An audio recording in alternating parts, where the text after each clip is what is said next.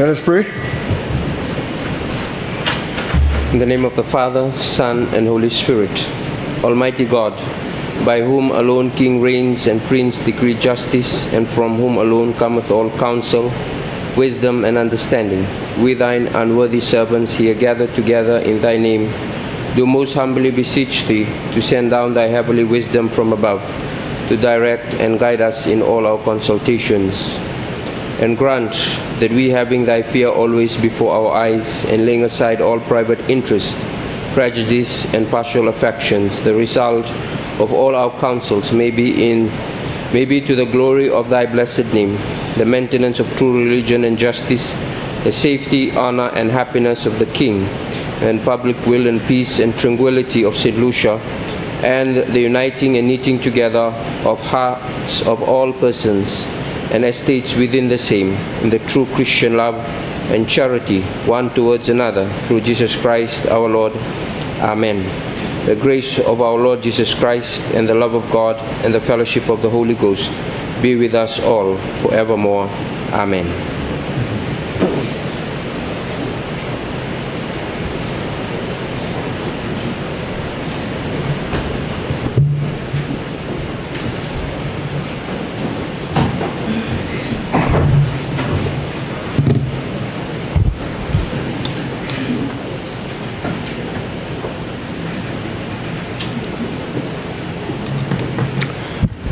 Good morning, members.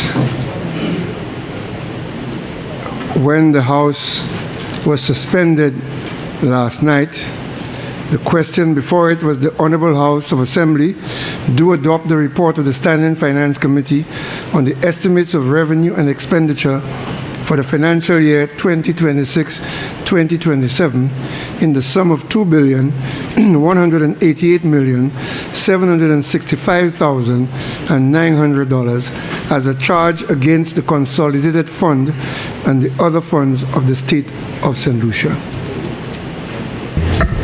Member for Gros-Islet. Yes, Mr. Speaker.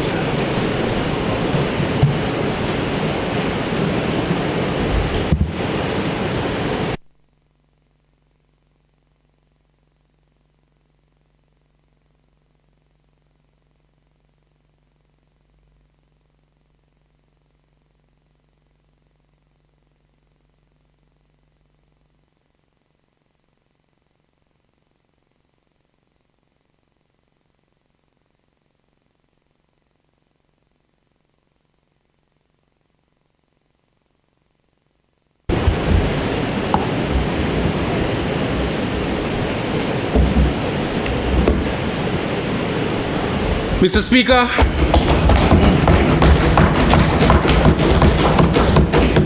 only someone who is delusional will not rise in this chamber to give support to these 2026-2027 estimates of revenue and expenditure.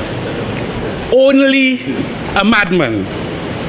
And so, Mr. Speaker, the people of Gros-Islet have said that they elect lucid individuals to run their affairs, and so I have no choice when we look at what's in this budget but to rise in full support of the 2026-2027 estimates of revenue and expenditure. I say this, Mr. Speaker, because never before in our nation's history has a Minister of Finance so quickly shifted an economy from the cusp of ruin to the envy of the developing world, Mr. Speaker. In case some of us have selective amnesia, in 2021, this government inherited a government suffering from economic lethargy on steroids, a treasury allergic to fiscal savings, and a citizenry desperate to be freed from the political woes and mistake of 2016, Mr. Speaker. But now, Mr. Speaker, these estimates before us intimate that the fiscal year-end outturn for 2025-2026 is likely to be stronger than previously projected. This is due to higher tax revenues, obviously coming from communities such as Cap Estate and Bonte and Rodney Bay and Rodney Heights and Corinth. We know where we get our taxes from. And lower overall expenditure relative to the approved budget. Mr. Speaker, recurrent revenue is projected at $1.63 billion, 2% above expected projections.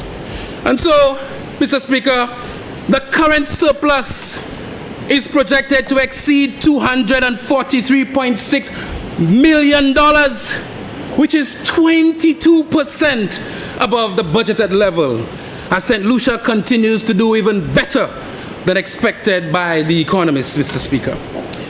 And so, Mr. Speaker, it is no surprise that the Minister of Finance can now make one of the biggest investments in youth and young people in our communities in the history of this nation, Mr. Speaker. And Mr. Speaker, I will admit that perhaps it is the athlete in me. Perhaps, like they say, you can take the boy off the field, but you cannot never take the field of sports from the boy. Perhaps it is the competitive nature of an athlete that has me excited about the education sector in this country, Mr. Speaker. It has me excited because of the work of the St. Lucia Labour Party over the years. It has me excited because of the work of the member from Dennery North over the last 5 years, Mr. Speaker. And now the baton can be passed on to the member from Gros-Islet and the member from Beaufort South to take education to another level in this great nation, Mr. Speaker. And so, Mr. Speaker, in the summary of total expenditure, we see an estimate of $275,730,800 to the Department of Education. And so, in Head 52, we see, Mr. Speaker, that this capital and recurrent expenditure is of a significant amount. Mr. Speaker, the St. Lucia Labour Party government is the party of educational transformation in this nation. There is no doubt about that.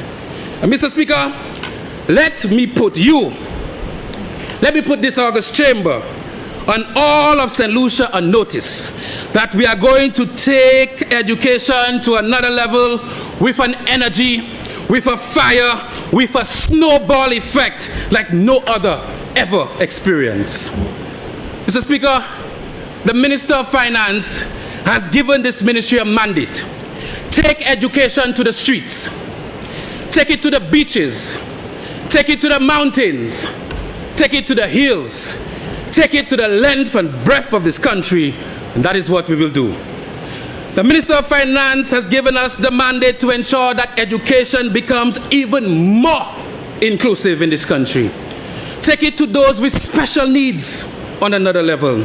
Take it to those with special skills on another level. Take it to those who initially lost hope on another level, Mr. Speaker. And that is what we are going to do. So, Mr. Speaker, the Minister of Finance has placed in this budget the resources needed to deal with some of the gaps in the education system. So under Head 52, subsection 1067, we see skills training to marginalized and unemployed persons, $700,000, Mr. Speaker. Mr. Speaker, heavy focus on boys on the blocks to upskill the unemployed and, of course, to develop the underemployed person towards a CVQ, a certificate that gives them the authority and the ability to get off the blocks and seek employment in what they like to do, Mr. Speaker. Mr. Speaker, Head 52, again, Mr. Speaker, Reality Males Project. Mr. Speaker, we've had constant conversations, and you see them and all the machinations on social media about crime numbers and statistics, sometimes in a déclassé level, gloating that another crime was committed in this country, Mr. Speaker. And sometimes you wonder, why are they so excited? Why are they so excited about crimes being committed in this country? But this government is using and transforming the education sector to ensure that our young men have a different way. And so you see the Reality Males Project. The aim is to expand training opportunities that promote employment and entrepreneurship, reducing youth idleness, crime, and poverty. This program will be done virtually, Mr. Speaker. And when I said that the Prime Minister has said, take education, not just in the classrooms, but bring it to the mountains and the hills. With this program, any young boy, any young girl who has a device can use it on Mount Jimmy if they want to. And they can participate in this program as $1 million has been allocated for this program, Mr. Speaker. Reality Males Projects. Mr. Speaker, we've had conversations about the Port project. And while with Port, there's a huge infrastructural component, there's still the skills development component. And so, Mr. Speaker, we see $3,079,693 there for Port. But part of that Port program will have training and capacity building for Form 4 and 5 students who are making career decisions, Mr. Speaker. That is how we are tackling issues of crime and idleness through education, Mr. Speaker. And so the aim is at reaching our young people earlier as they make critical decisions on the next steps. Mr. Speaker, I must tell you that so far, the energy within the various subsectors in education is palpable. And this government will endeavor to provide as much support to their ambitions as possible.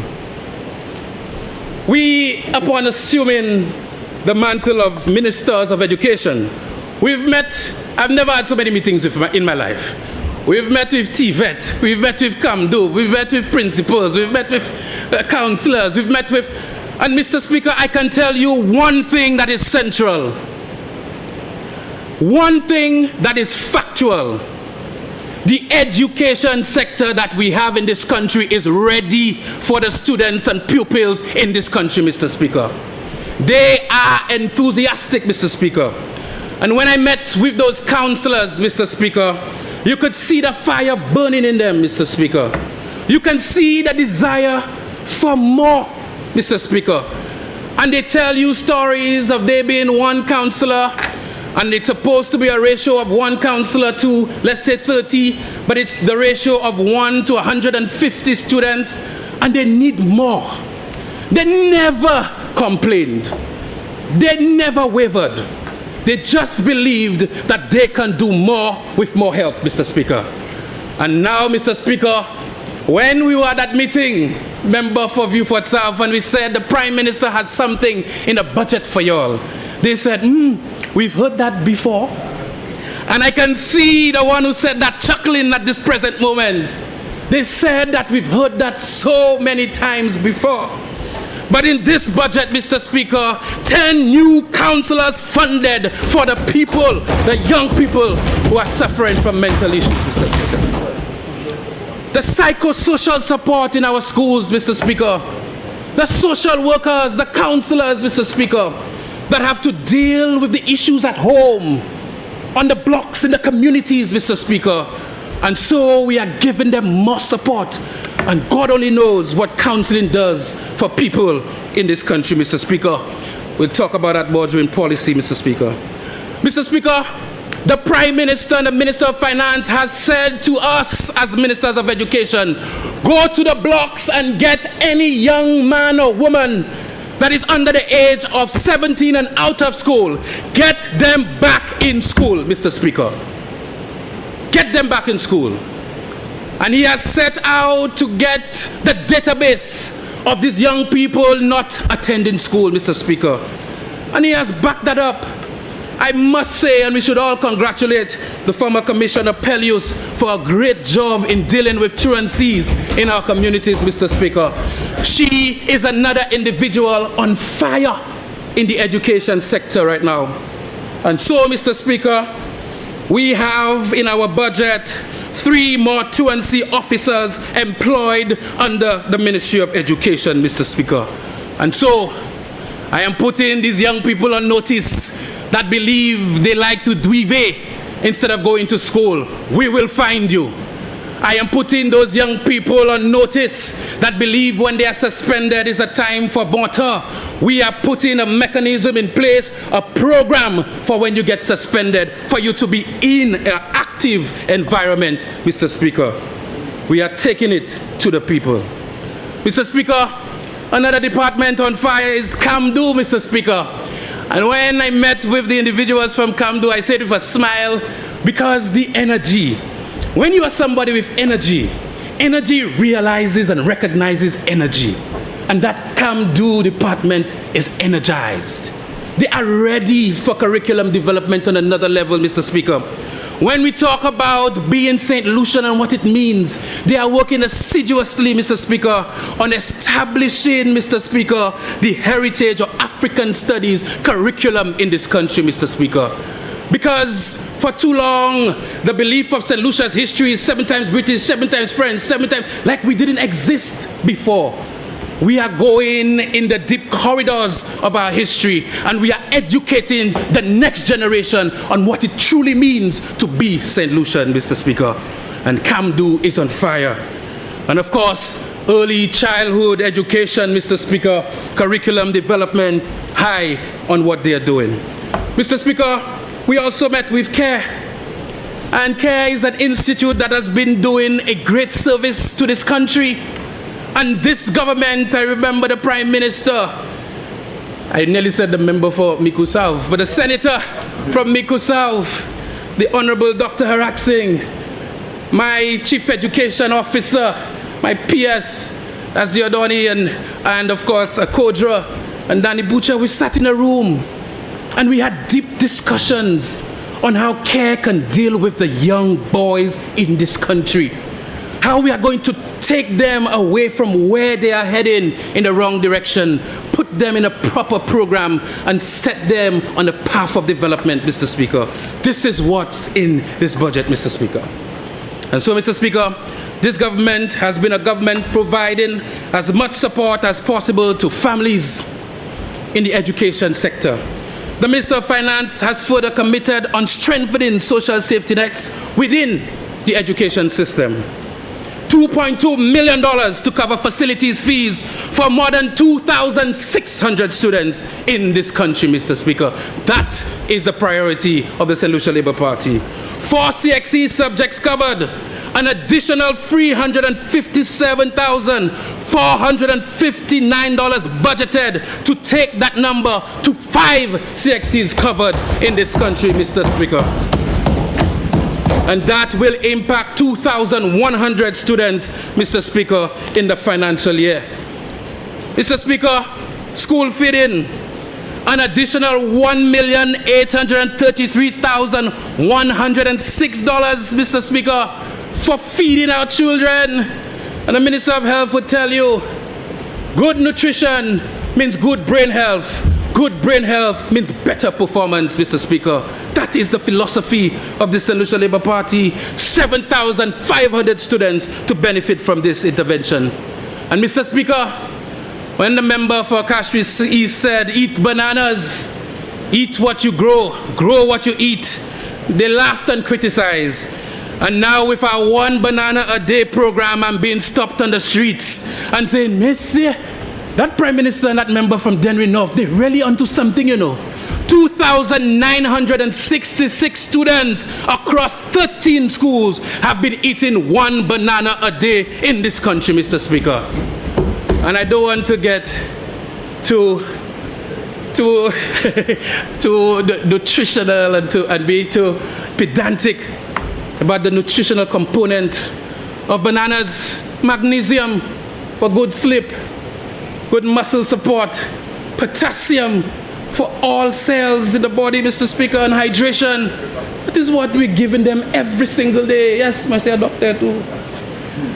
I study it. That is what the Prime Minister, this member from Denry North, ensured happen in our education sector. And you ask, what were they doing before? Mr. Speaker, 1 university graduate per household. Last year, this government allocated $8,336,158 to support this initiative, Mr. Speaker. 25 full scholarships with Monroe, 70 bursaries at Sir Arthur Lewis Community College, Mr. Speaker. Mr. Speaker, 1,400 students have benefited from this initiative under the St. Lucia Labour Party government, Mr. Speaker. Mr. Speaker, financial contributions towards bachelors of nursing, bachelors of science in nursing, Mr. Speaker, $67,500, Mr. Speaker, 121 students impacted, Mr. Speaker. And so, Mr. Speaker, we will discuss more of this when we come to the policy debate. I've never been so excited for a policy debate in my life, Mr. Speaker. And so, Mr. Speaker, we'll move on to sports, Mr. Speaker.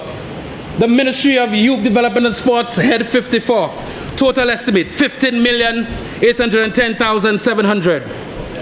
And let me just say, first and foremost, congratulations to Viewfort Secondary School. I will admit that our first island champs, I as minister, indicated that we were going to tabulate the points for both the boys and girls champions to have an overall champion. And that year, Viewfort Comprehensive won. But I was outvoted, and I live in a democracy, and you want to keep your staff, your technocrats, enthusiastic about sports, and they said it would disadvantage the likes of convent and college, so we should be identifying a boys champs and a girls champs. And so since then, we've done it that way. But if we were to tabulate every single year of Island Champs so far, you would have Viewfort Comprehensive on top, and you would have Miku Secondary in the top 3 or 4 in every year, Mr. Speaker. So something is going well in athletics in the South, Mr. Speaker. They have been dominating. But congratulations to St. Joseph's Convent, back-to-back champions, 4 in a row in the girls' championships, Mr. Speaker. Congratulations to Sports Academy, finishing 3rd, and of course, St. Mary's College finishing 2nd in the boys' championships, Mr. Speaker. Mr. Speaker, for financial year 2025-2026, the government of St. Lucia instituted its robust investment into athletes all over this country. This is why we saw an increase in the grants and contributions, that vote of 238%. This facilitated the payments of stipends to semi-professional athletes in terms of cricketers, Mr. Speaker. And there was an allowance, Mr. Speaker, of $250,000 for the relocation of Laverne Spencer, Mr. Speaker. Mr. Speaker, let me tell you something about this government. This government has been the government of sports development history in this country, Mr. Speaker. Under the member from Denry North, Mr. Speaker, we remember his work with Laverne Spencer and providing financial support. He continued it with Julian Alfred. And we know that there was a time where they had something described as there were all investigations. They had a lull. But Mr. Speaker, I will jog your memory of that figure, $250,000, because this was the amount that we must never make them forget, allocated to Julian Alfred in the budget the year before Olympics for her to transition from a collegiate athlete to a professional athlete. And so for that year, she had one job. She did not have to go to work as in times before. She did not have to worry about the physiotherapists, mental training, playing of coaches, strength training. This was taken care of by this St. Lucia Labour Party government. And the next year, with her being supported and with the work she has done as an individual, she was able to bring glory to this great country, Mr. Speaker. And so now you see in our manifesto that we are going to transition from the Sports Academy to the Laverne Spencer Center for Sporting Excellence, Mr. Speaker. And we have ensured that we put everything in place for her return as we develop the next high jumper, the next athlete in this country, Mr. Speaker. And so, Mr. Speaker, you've seen our investment, Mr. Speaker, in our athletes never seen before. Semi-professional cricketers, paid. Semi-professional footballers, paid. People getting economic activity from sports, Mr. Speaker. And so, Mr. Speaker, we see this year the return of Black Hat in May, Mr. Speaker. I'm excited about it. And we had this break last year because of the amount of infrastructural work we had in our sporting facilities. We had to develop our sporting facilities. And so we did not have Black Hat last year. But this year we are hoping that we have Black Hat north, south, east and west in this country. But it's coming in May, Mr. Speaker. And so I cannot wait. We see veterans football taking their place for the elderly in our sports fraternity, and we want to encourage them to continue to soldier on. So, Speaker, there was a variance of 1.5 million between approved capital estimates for financial year 2025-2026, mainly due to the upgrades in sporting facilities. And I will list them out. When they come and they talk about NLA and they talk about nothing going on in sports, Mr. Speaker, here are the facts. Balata playing field, Mr. Speaker. Concrete bridge built to that playing field, a much needed intervention for the people of Balata and Babono and the cricketers in this country. Foasaw playing field, pathway and railings. Foasaw court painting and refurbishment. Chase Garden court painting and refurbishment. Marsha playing field, drainage system. Dennery cricket ground. Dairy So court, Miku court. Oje playing field, surface works ongoing. Soufre mini stadium rehabilitation and Igade Bell. National colors in Soufre, Mr. Speaker. Tetshime playing field surface. Canneries playing field. Grand River playing field boundary wall. Rivemita court fencing and surfacing. Black Bay court fencing, Mr. Speaker. Philip Masley grounds. Brand new LED lights installed at the Philip Masley grounds. And we are coming in Viewfort in sports development, Mr. Speaker. Larissus Dennery North lights change, Mr. Speaker. Forester playing field, side prep lights and resurfacing, Mr. Speaker. And I can go on, but we'll leave that for policy, Mr. Speaker. Because every single constituency in this parliament, every constituency now has a playing facility lit by the St. Lucia Labour Party, Mr. Speaker. And so, Mr. Speaker, we're going to continue to soldier on, Mr. Speaker. My youth development unit, Mr. Speaker, many milestones, Mr. Speaker. Summer enrichment program, Mr. Speaker. Can I beg that you let me know when half an hour is up, because I have to go into Gros-Islet, all right? So far, gone? Yeah?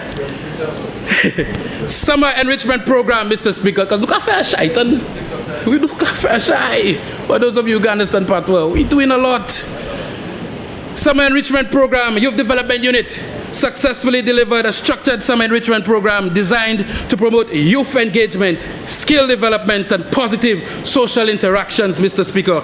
16 camps island-wide, Mr. Speaker. 534 participants, 88 volunteers, Mr. Speaker. Locations, Soufre, again, Deriso, Babono, Labri, Miku North, Castries East, Chozel, Viewfort, Castries South, Castries North, Dennery, Ancillary.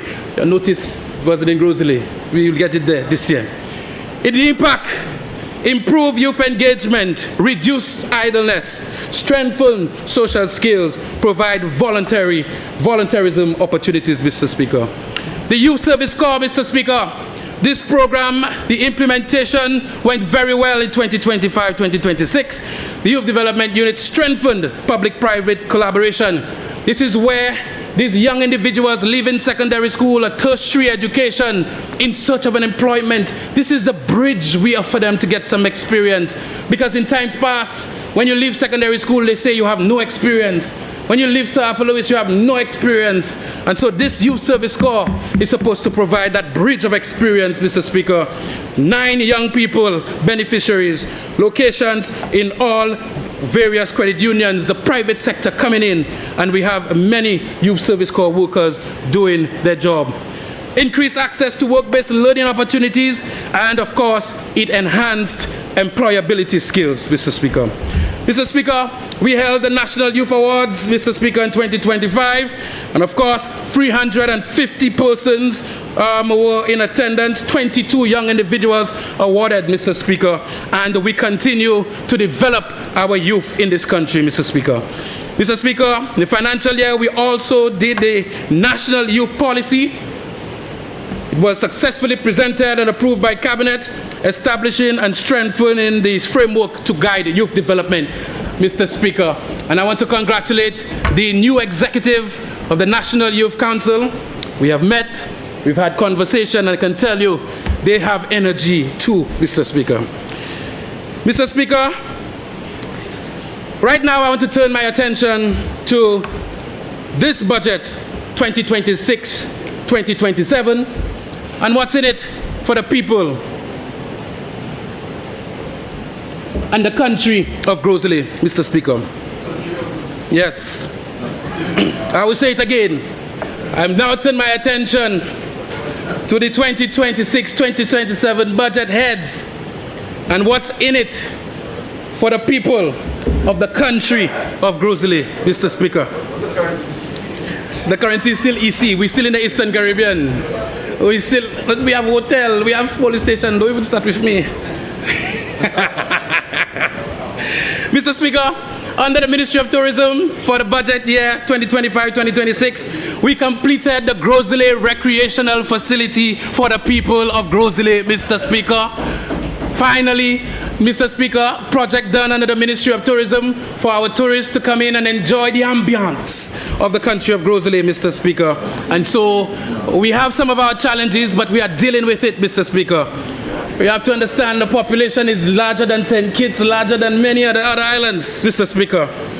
Under financial year 2025, Mr. Speaker, we saw our hotel sector burgeon in the constituency and the country of Gros-Islet. Brand new Secrets Hotel, Mr. Speaker. Bay Gardens, Mr. Speaker, increasing their room stock, Mr. Speaker. Mount Pima, Mr. Speaker. People say Mount Pima, but I grew up knowing that Mount Pima, the mountain of pepper. But all of a sudden, everywhere I had Mount Pima. When I was growing Gros-Islet, that's what I used to say, and I think we need to pronounce it correctly. That's a national project. The country of Gros-Islet. Mr. Speaker, vending stalls on Redry Beach, Mr. Speaker, to increase the hotel vibe and the touristic vibe in the constituency. And Mr. Speaker, there is one thing of note. All hotels in Gros-Islet are increasing their room stock, including, Mr. Speaker, a hotel in Rodney Bay. Including a hotel in Rodney Bay, increasing their room stock. Why? Why are they increasing their room stock? I think the hotel is Coco. Somebody help me. Coco? Pam? Increasing their room stock. This is because of the work of this St. Lucia Labour Party in strengthening our tourism sector, Mr. Speaker. And so, when you hear them talk and bloviate all over the place, you wonder if they're living in an alternate reality. Remember, you have 30 Mr. minutes Speaker. left. 30 minutes? Yeah. Yes, well, I'm on to Gros-Islet, so wait, good. Mr. Speaker, line item, in fact, head 43, Ministry of Infrastructure, Mr. Speaker.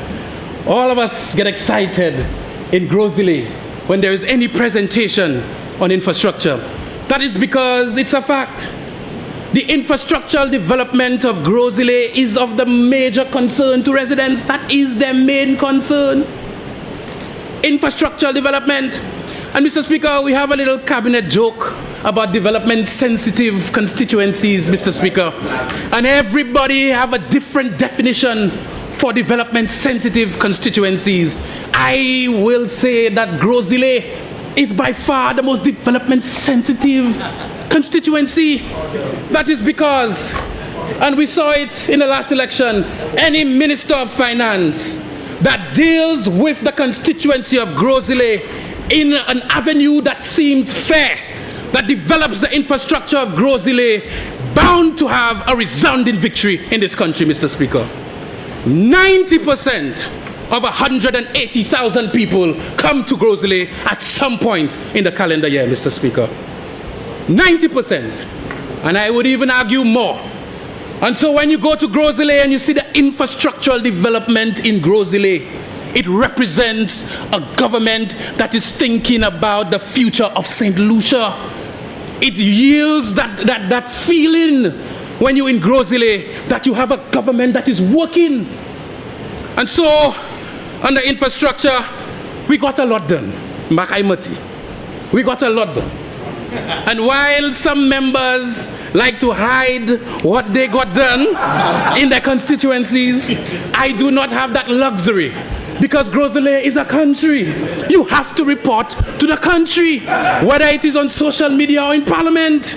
That is why over 4 years I've had a visual presentation, because I understand my people of Gros-Islet. The middle class people like to see what you are doing. That's a fact. You have to understand your people. And so I will say what we did. Basically, Norbe Road, very close to being complete. Monsitor to Rivemito Road, very close to being complete.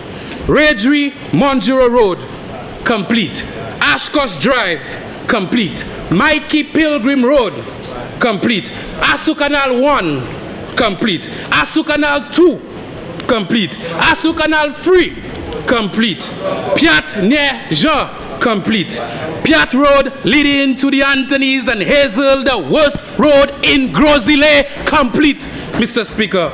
Road near former principal of Compre, Mr. Joseph in Piat, on the way, Mr. Speaker. Road leading to Tipa, in progress, Mr. Speaker. Road to Pringles, the great artist in St. Lucia, nearing completion, Mr. Speaker. Road near Kawash in Marisil, complete. Road into Diridu, 95% complete. Bois Road next to the plaza, complete. Bois Road, David Christopher, in progress. Road near Grand Riviere Health Center, complete. Ragery next to gas station has started. Moulava Road, the Child's Family, on the way, very near, 99.9% complete. Expansion of the old military road. And Mr. Speaker, I must stop there.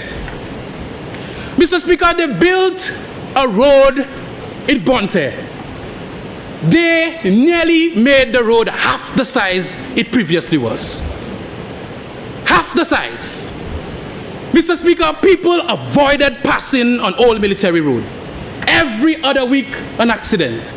Mr. Speaker, it took this government, this parliamentary rep, to ensure that we expanded the old military road for the people of St. Lucia, Mr. Speaker.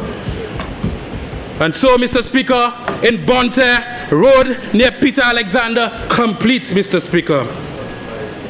Continued work on Margaret de Turville Road, Mr. Speaker, in Casaba. Commencement of works between Casaba and Beausejour Link Road. Road Deramo Moshi, as near the Mothers and Fathers Hall, on the way. Commencement of the Tido Fair Road. Valerie Lord Avenue Road, complete, with a few more roads to the Lords and on the other side. Black and White Road, Mr. Speaker. And the member for Soufrière would tell you about Black and White Corinth. Tell you about Black and White Corinth. The first election when we came in, yours truly won Corinth by 1,200 votes. By the time we finished with Corinth, Balfini, Villonsac. This time around, we won Corinth by 2,000 votes. And the Prime Minister made a mandate, and the people of Black and White took it seriously, that he wants to win Gros-Islet by 3,000, and if they get him vexed, 4,000. And I can tell you, the community of Black and White mobilized an historic victory in Gros-Islet, Mr. Speaker. Actuellement, yo pe vini Corinth, yo pièce pa vini là. Sorti. Bella Rosa Road, Mr. Speaker, on the way. And now, Mr. Speaker, Julian Hunt Highway, 4-lane, on the way for the people of St. Lucia, Mr. Speaker. Mr. Speaker, The story must be told about the Julian Hunt Highway, and it must be retold at every juncture. Mr. Speaker, the government of the St. Lucia Labour Party, they engaged the Kuwaiti government, and the now Prime Minister got a loan. And the agreement was to deal with the feeder roads in the constituency of Gros-Islet. But there is something that has not been said for a while. This Minister of Finance also started work on the bridges. And so you saw the expanded work on the Bois Bridge, Mr. Speaker. You saw the expanded work on the Bonte Bridge. And now when I look at the designs, it is a symbiotic relationship between design and the vision of the member for Castries East, Mr. Speaker. These 4 lanes are ready, Mr. Speaker. And what did they do?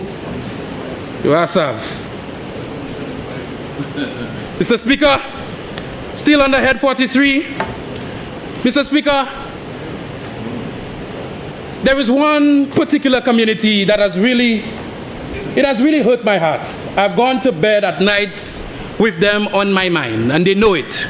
I've said it to the senior minister when he was the Minister of Infrastructure, that I go to sleep with Flamboyant Drive on my mind. It's simple. November 6th trough was a turning point in the lives of these people. In a 2-hour span, homes were under water, Mr. Speaker. Homes were under water. And that is why I have been up and down the Ministry of Infrastructure, begging and asking and pleading that the interventions needed in Flamboyant Drive be dealt with now. It is not because I have this personal desire. It is because every time it rains, whether I'm in St. Lucia, whether I'm in Vieux-Fort or I'm in Timbuktu, they don't like us to use Timbuktu, anywhere in the world, and I hear the showers on the rooftop, Mr. Speaker, I remember Flamboyant Drive. And these people, Mr. Speaker, as I said, they're from the community of Corinth. And they still, despite the fact that we've not done the retaining walls along the river that I am so concerned about, despite the fact that we've only patched their roads, and I am so concerned about, these people on December 1st still marched in their numbers to the Corinth Secondary School and voted for the St. Lucia Labour Party, Mr. Speaker. These people, almost every house, went to the polling station and voted in confidence in me, Mr. Speaker. Mr. Speaker, we have to do something about Flamboyant Drive, Mr. Speaker, because I can guarantee that anything that happens in that area again, they will be blamed in one direction. But the people deserve it, Mr. Speaker. And so, Mr. Speaker, under disaster mitigation, Mr. Speaker, we see $13.46 million. And of course, the communities from Flamboyant Drive, Asu Canal, Bois d'Orge, Piat, River-Mita, these areas with waterways, Mr. Speaker, we need retaining wall structures. Thankfully, the Minister of Finance started some work in the Corinth-Asu Canal area. We have to continue it all the way through, Mr. Speaker. Mr. Speaker, rivers and water cost maintenance, yes, Bonte. Mr. Speaker, the river, we always need to ensure that we desilt it. The Ministry of Infrastructure has been very good at ensuring that we do that. Of course, the Bois d'Orge area, the Bois d'Orge Bridge, very sensitive area as well. Corinth, Inglewoods in the Craniver area. We've started some works on the drain, and we certainly want to continue, Mr. Speaker. Still under head 43, thank you, member for Denry South. National Road Rehabilitation Program. Mr. Speaker, we know that we have a middle-class community in Gros-Islet, and you can ask the former MP, any parliamentary rep who believes they can come in the final 16 months of a tenure and come and start to build roads, they see through it quickly. That is why I'm so appreciative of the member for Castries North and the member for Castries East, ensuring that every year we got roads fixed and we could tick off roads in the constituency of Gros-Islet, because coming to do it last minute will be your doom. And so Monye continue to have a lot of roads in need of rehabilitation. Lafayette, the Kaimaja area, Labon, Cap Estate, and I can see the tailors, I can see some of the other individuals in that community saying, Minister, when? Moshi, Mr. Speaker, Sugar City, Marisil, Inglewoods, Kazaba, that Boseju Link Road, Rivemita to Moshi Link Road, Massad, Badouage, Tuya, Marisil, Corinth, White Rock, Norbert, Viesikwi, Montsepa, Degazo, Bonte, Mr. Speaker. Mr. Speaker, I'll move on from the Ministry of Infrastructure and I'll go to Head 51, Ministry of Equity, Social Justice, Gender, and Older Persons. The nomenclature sometimes baffles me. Community After School Program, Mr. Speaker, I was thankful that under the former Minister for Castries Southeast, we were able to have a community after school program. We in Moshi, it's a community in need of these interventions, a lot of cultural talent in terms of the music program, violinists, a very good program, Mr. Speaker, and we expect that to continue under the member for Soufrière. Homework support, ICT support, Mr. Speaker. I would endeavor to say that Gros-Islet Town is in need of an after-school program. I've used some of my CDP for interventions, but we have a lot of social issues as this population between the Gap and Gros-Islet, all the surrounding areas, over 4,000 people living in that area. So in terms of after-school programs, it's very well needed. Rehabilitation of human resource centers, Gros-Islet HRDC, the Minister of National Security made provision for the police to house their operations at the Gros-Islet HRDC. They are in the process of moving to their state-of-the-art facility on the main road, and so we need to do some rehabilitation work to get the Human Resource Development Center back to the people of Gros-Islet. Deromo Center is also one that has not been given attention for a very long time. Mr. Speaker, still in Head 51, Elderly Affairs, estimated $1.1 million, Mr. Speaker. I see for elder care program, and that's in Soufrière, Mr. Speaker. Mr. Speaker, we have a challenge in Gros-Islet as it pertains to elder care. And again, it goes back to the population explosion over the last 25 years. A number of elder people in the constituency do not have caregivers. Mr. Speaker, if you look at my CDP allocation, most of my allocation goes into employing more elder care workers in the community. And so, Mr. Speaker, we have identified a location, and we certainly hope that concurrently at least, while Soufrière is getting their home for the elderly, we can find one in Gros-Islet, Mr. Speaker. We know the communities of Grand Rivière, those communities of Moshi, a lot of elderly people would welcome this initiative. Mr. Speaker, social protection services, social programs, Mr. Speaker, we instituted a few in Gros-Islet. The peanut butter pantry, we continue to work with Rice and Lucia to provide breakfast material. We've expanded from doing it just for Gros-Islet. Now we get requests from as far as Vieux Fort and Labrie for interventions. I can tell you, I'll bring the facts. Individuals moving up north and going to work in the hotels with 3 or 4 children, benefiting from the peanut butter pantry while they change their lives, Mr. Speaker. We'll continue, Mr. Speaker. I'm doing that under my CDP, Mr. Speaker. Development 101, Mr. Speaker, program for young people in the community, life skills, Mr. Speaker. Doing that under my CDP, Mr. Speaker. I'm telling you, you will understand this now. I come to you. Head 37, Mr. Speaker. Ministry of National Security, Mr. Speaker. Mr. Speaker, in the budget year 2025-2026, we saw in Gros-Islet the establishment of a divisional headquarters for the people of the North, Mr. Speaker. Mr. Speaker, I will always smile when this picture comes up. I will always appreciate the member for Castries East and Prime Minister who understood the plight of the people in Gros-Islet. This is a national developed center for the entire north of this country. We're talking about a gun range for the police. We're talking about basketball courts for recreation, a gym, Mr. Speaker. We're talking about, Mr. Speaker, state-of-the-art, the best police facility in the entire Eastern Caribbean, Mr. Speaker. And I'm eternally grateful on behalf of the people of Gros-Islet. And you know how many votes all of you all get for that. I put in Gros-Islet. Mr. Speaker, we also have the traffic department that will form part of this.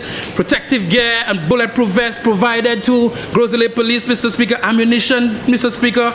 We are internally grateful for the focus on our police in this constituency, Mr. Speaker. Mr. Speaker, I move to Head 48, Housing, Local Government, and Urban Renewal, Mr. Speaker. Mr. Speaker, we have a big concern in Gros-Islet. The Gros-Islet Cemetery is Remember, you have almost 15 minutes left. Wow. The Gros-Islet Cemetery is almost out of capacity, Mr. Speaker. Yes. We have a huge issue in Gros-Islet. We are very close to 98%, Mr. Speaker. Mayor has written, powers that be in terms of the ministry is aware. We have a situation that we must deal with, Mr. Speaker.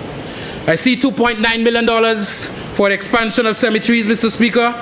We will be having conversations in the not too distant future. Town and village councils, $3.3 million, Mr. Speaker.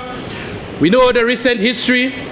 Gros-Islet moved from being a town council into a constituency council, which means gone are the days when the employers were only responsible for the Gros-Islet town. We have the same employers now responsible for the constituency, including Cap Estate, including Bonte, Moshi, Corinth, Bois-d'Orge, Marisil, Rodney Bay, Rodney Heights, Mr. Speaker.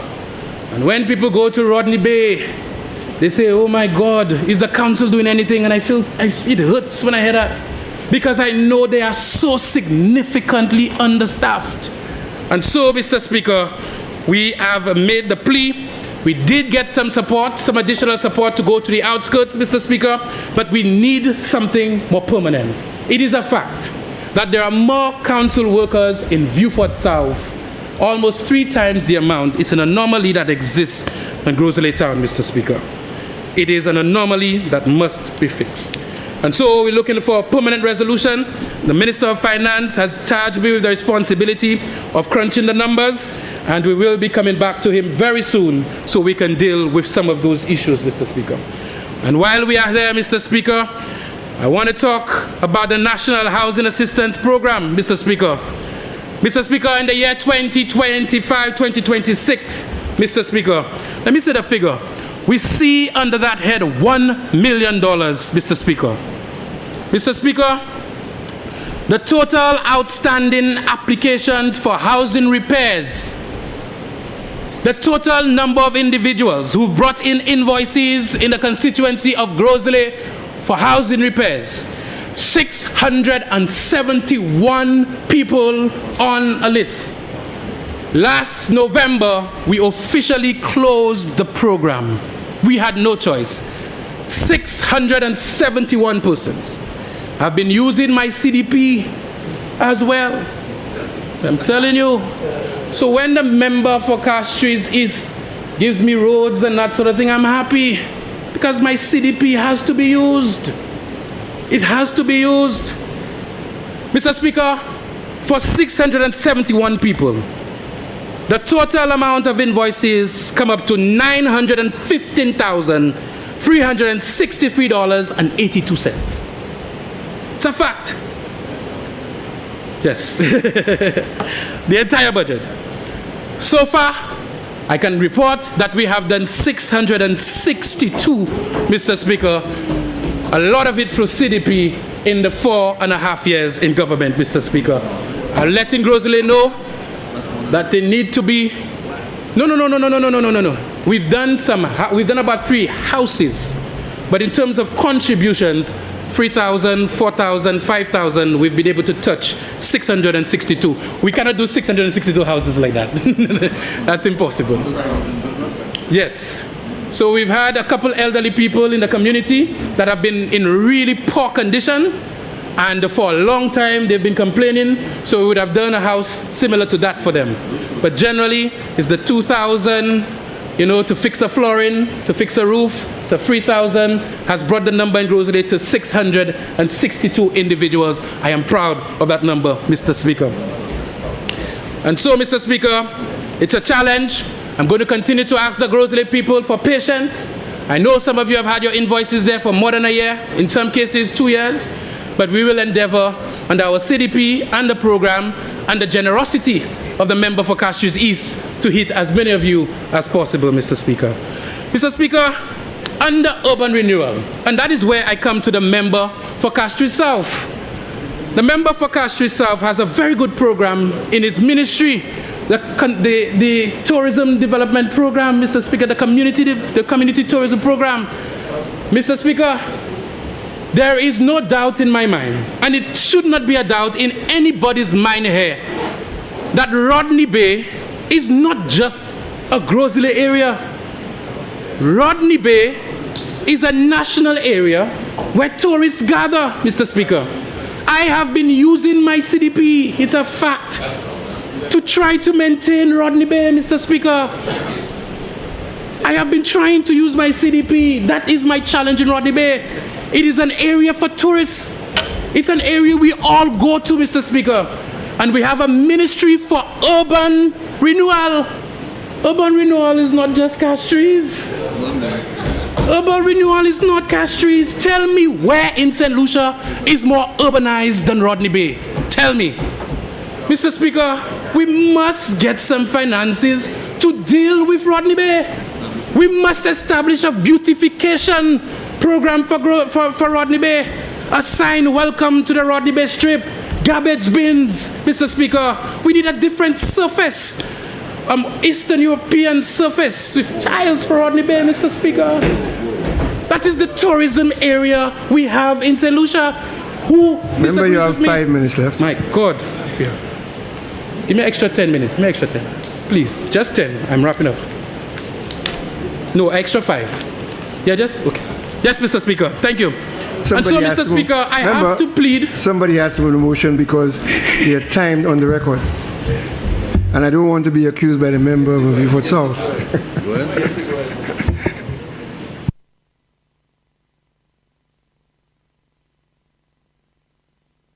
Mr. Speaker, I'll wrap up in 5.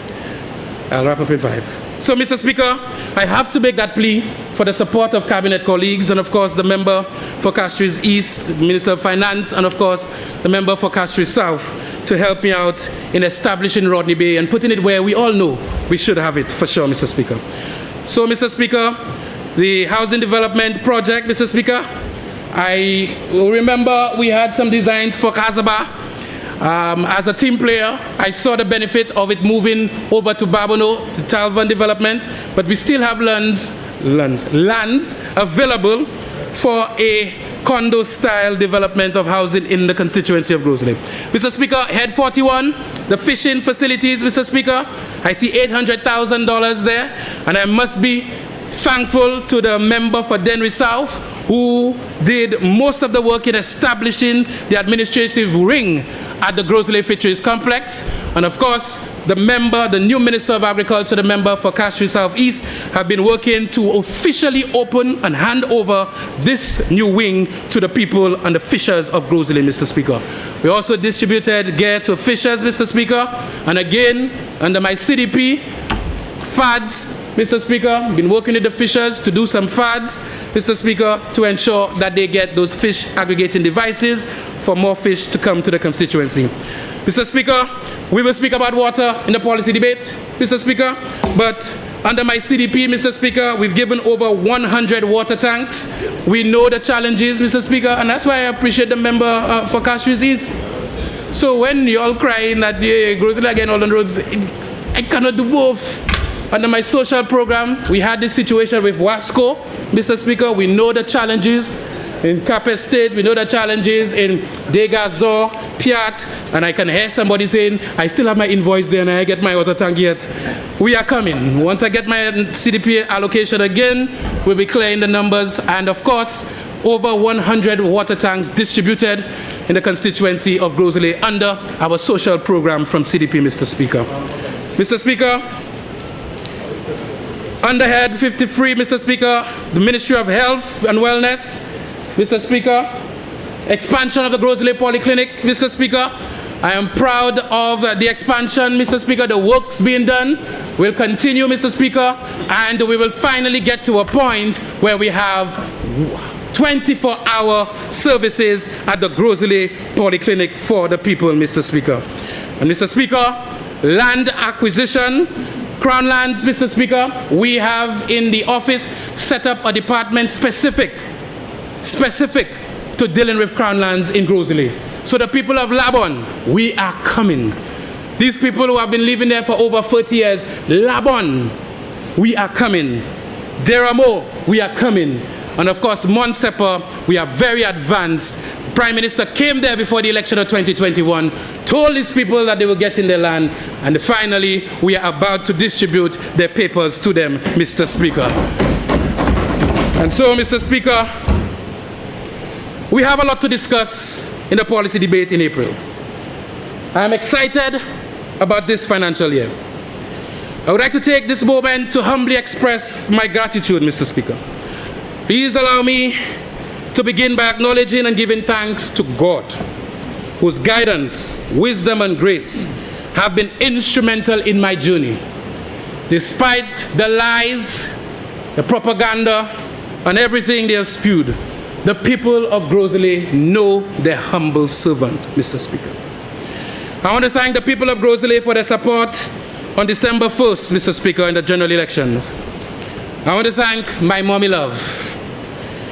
I want to thank Caroline Kazimi for always being here at every juncture in my life. And some people always refer to me as a mama's boy, but I believe my blessings, and I believe the member for Dennery North can relate, the blessings of the spirit of your mother in the household does tremendous for you as an individual. She lives with me, and her prayers and her guidance I can feel day and night.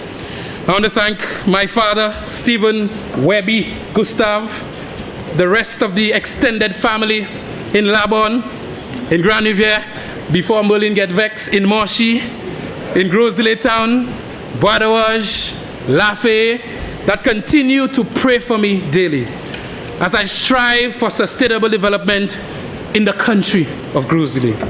Mr. Speaker, I will never leave out my constituency group, Kenny Hyacinth and the team, the Constituency Council, Mayor Dupal, Sharon and the crew, the SLP Women's Organization, Red Generation Youth Group, and the 400 members of my election day machinery, headed by the competent firm of Alexis Taylor and Neptune, that ensured a sweet victory in this constituency of Gros-Islet. Mr. Speaker, over 8,000 votes, Mr. Speaker. Mr. Speaker, a margin of more than 4,300, Mr. Speaker. Mr. Speaker, we will not take our foot off the gas. We are developing Gros-Islet together. And so, Mr. Speaker, I give my full support to this estimate of revenue and expenditure for the year 2026-2027. Power to the people. Power to the people.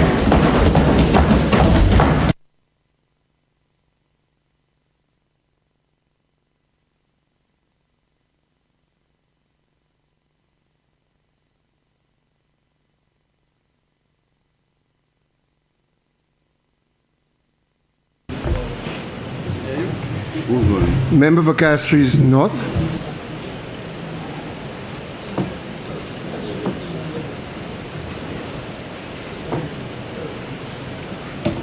You're exceptional, man. You're exceptional.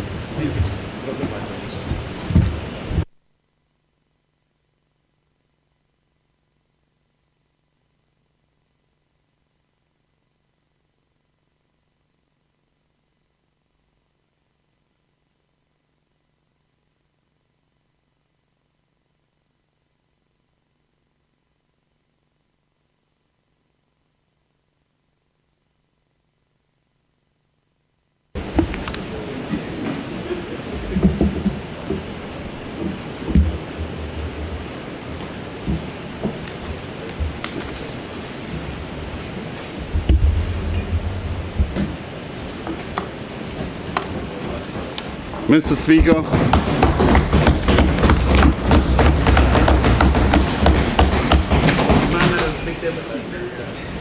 Mr. Speaker,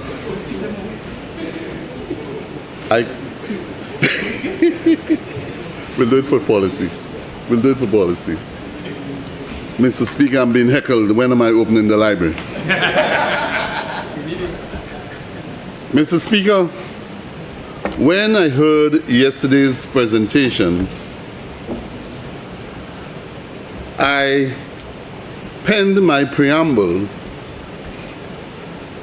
that yesterday was a refreshing, vibrant, remarkable day of presentations coming from the unique blend of colleagues whose conviction, sincerity, content, substance and passion echoed and reverberated through the walls of this honorable chamber and into the virtual world. I didn't expect, Mr. Speaker, that this morning would have continued in that direction, and so had I had preview of the presentation previously, I would have altered my preamble slightly. But Mr. Speaker, this is very encouraging for me. Very encouraging for me as one who's been in this Parliament in and out for the last 30 or so years. And for a moment yesterday, I took some time while the presentations were being made and sort of looked around and realized that where I am standing today is where I started in 1987. I look around and I realize I have moved up this side, down this side, across the other side, down this side where Butcher is sitting, the Honourable Member for Vieux-Fort South, and now I am back where I started, an indication of where I may be heading. But Mr. Speaker, in my opinion, the presentations so far exude radiance and infuse a spirit of a bright and promising future for us as a people of this country. It demonstrates that in this Parliament today, we have men and women who are coming, men and women who are steadfast, and men and women who give us hope. It was, Mr. Speaker, sustained unequivocally yesterday and of course this morning, a demonstration of our team's commitment to the cause of the people, putting people first. Therefore, Mr. Speaker, as I express my endorsement of the report of the Standing Finance Committee on the estimates of expenditure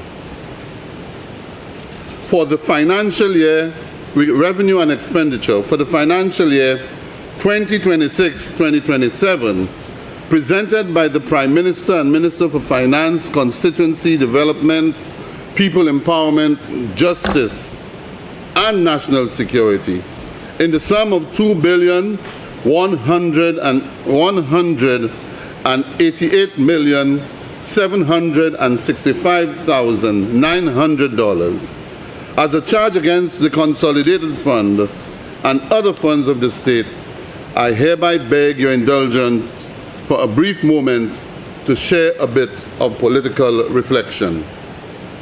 Mr. Speaker, today's exercise is pretty much, as I said early on, an historic occasion for me as a politician, and as a member of this Parliament of St. Lucia. Mr. Speaker, 39 years ago to this date, St. Lucians would have already nominated their respective candidates representing the two political parties in the run-up to a general election slated for April 6, 1987. Nomination day, Mr. Speaker, would have been either Thursday 12th of Friday, 13th March that year. The days and dates of the months of that year mirrored exactly this year's calendar, 2026, 1987. In fact, I was a freshman in that election. Halfway into my 4-week election campaign, which brought me victory on the 6th of April. The UWP, under the leadership of Sir John Compton, emerged with a 1-seat majority, 9-8. Mr. Speaker, I am sure you will recall that immediately following the swearing-in ceremony of the Cabinet of Ministers on the 14th of April, the House was dissolved and fresh elections called for the 30th April, which resulted with the same results, 9-8. In fact, before that snap election was called within 30 days, the then Prime Minister called upon me to ask, can you win that seat again? Of course, Mr. Speaker, I won the seat the first time with a minority vote in a 3-corner fight. But I was so confident, just as the member for Gros-Islet spoke this morning, just as the member for Beaufort spoke yesterday, just as the member for Choiseul spoke, full of confidence and energy, I said, yes, sir, let us go with it. Mr. Speaker, ever since, with a hiatus of 9 years, the people of Castries North, now Castries Northeast, now Castries North, have voted me 8 times, with 1 term lasting 4 weeks, more or less. Mr. Speaker, at that time when I ventured into the elective political arena, I was the only member of the government below the age of 30 years. Mr. Speaker, I was vibrant. I saw the work for the people as a gift from God to change their lives. Today, Mr. Speaker, after 39 years, I'm proud to be part of a team of men and women who are honest, who are sincere, who are dedicated, and who are committed to the cause of the people. Mr. Speaker, it is a far cry to what I last experienced in my former party.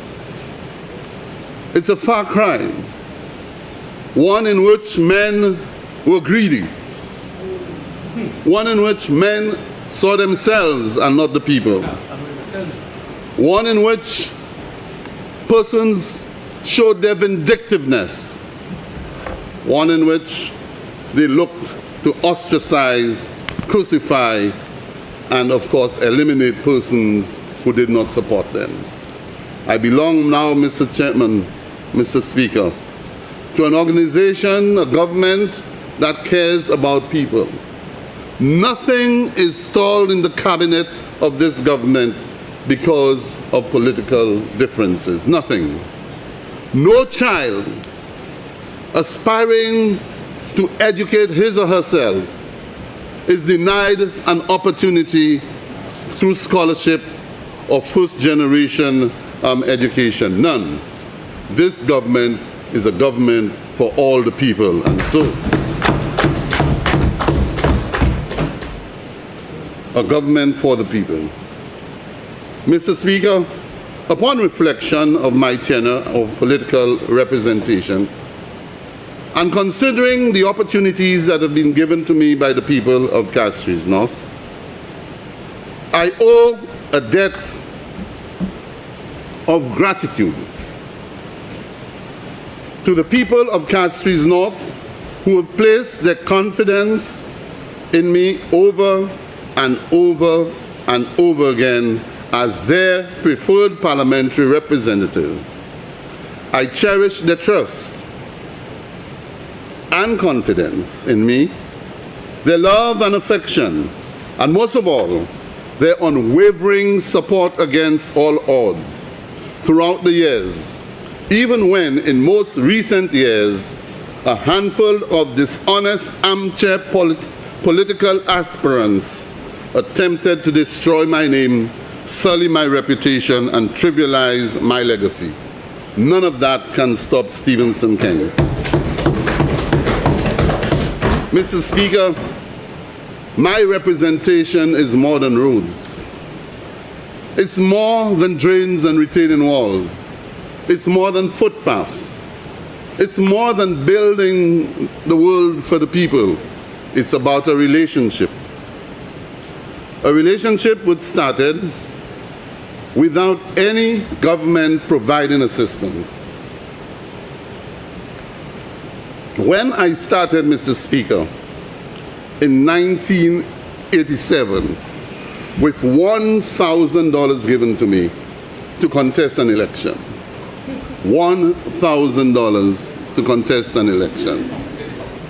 With Lucille Fontenelle, deceased, giving me $400 on the night of launching on the boulevard to buy T-shirts and print them.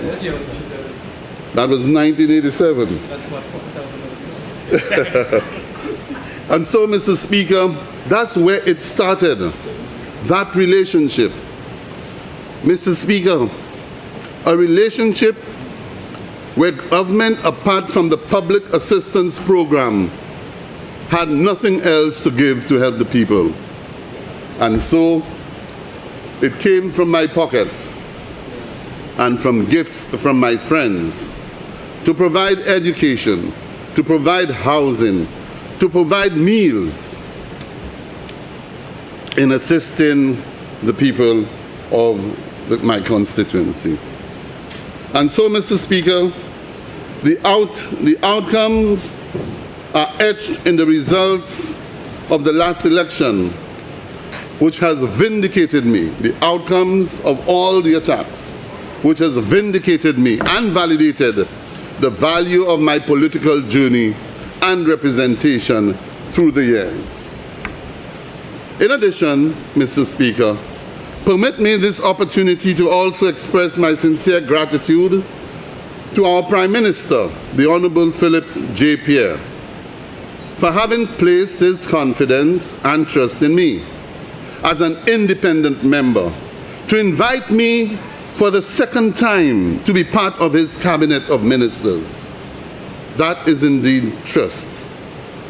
I am indeed eternally grateful and honored for this opportunity to serve the people of St. Lucia, particularly the people of Castries North, once again. In addition, I'm obliged to express my sincere gratitude and appreciation to all members of Cabinet, those who I have served with since 2021, and the recent young entrants, all of who have embraced and accepted me as part of this vibrant political family of sincere brothers and sisters.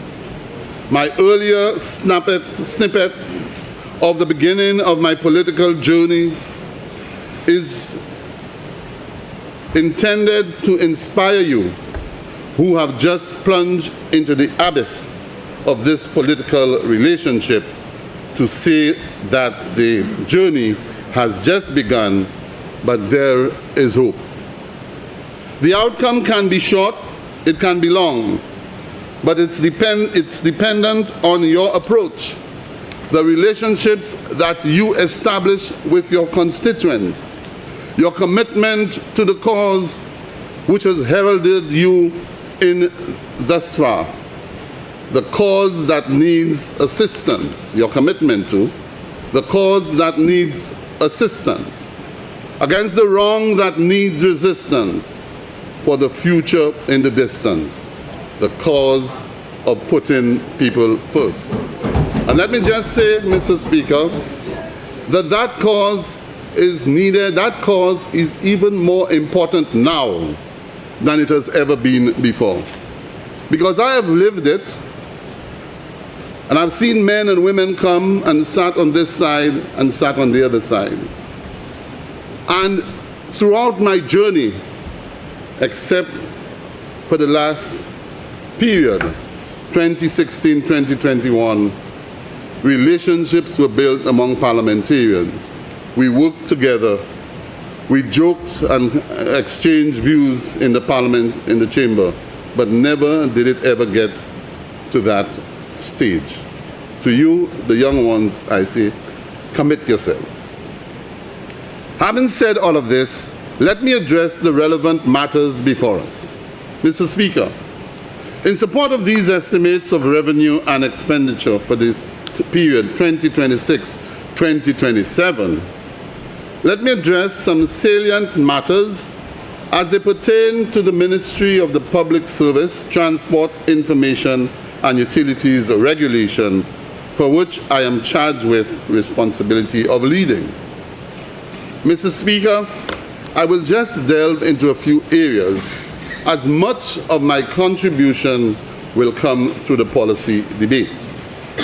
First, Mr. Speaker, permit me this opportunity to sincerely thank my predecessor, Dr. Virginia Albert Poyot, who served as the Minister for the Public Service, Labor and Gender Affairs for,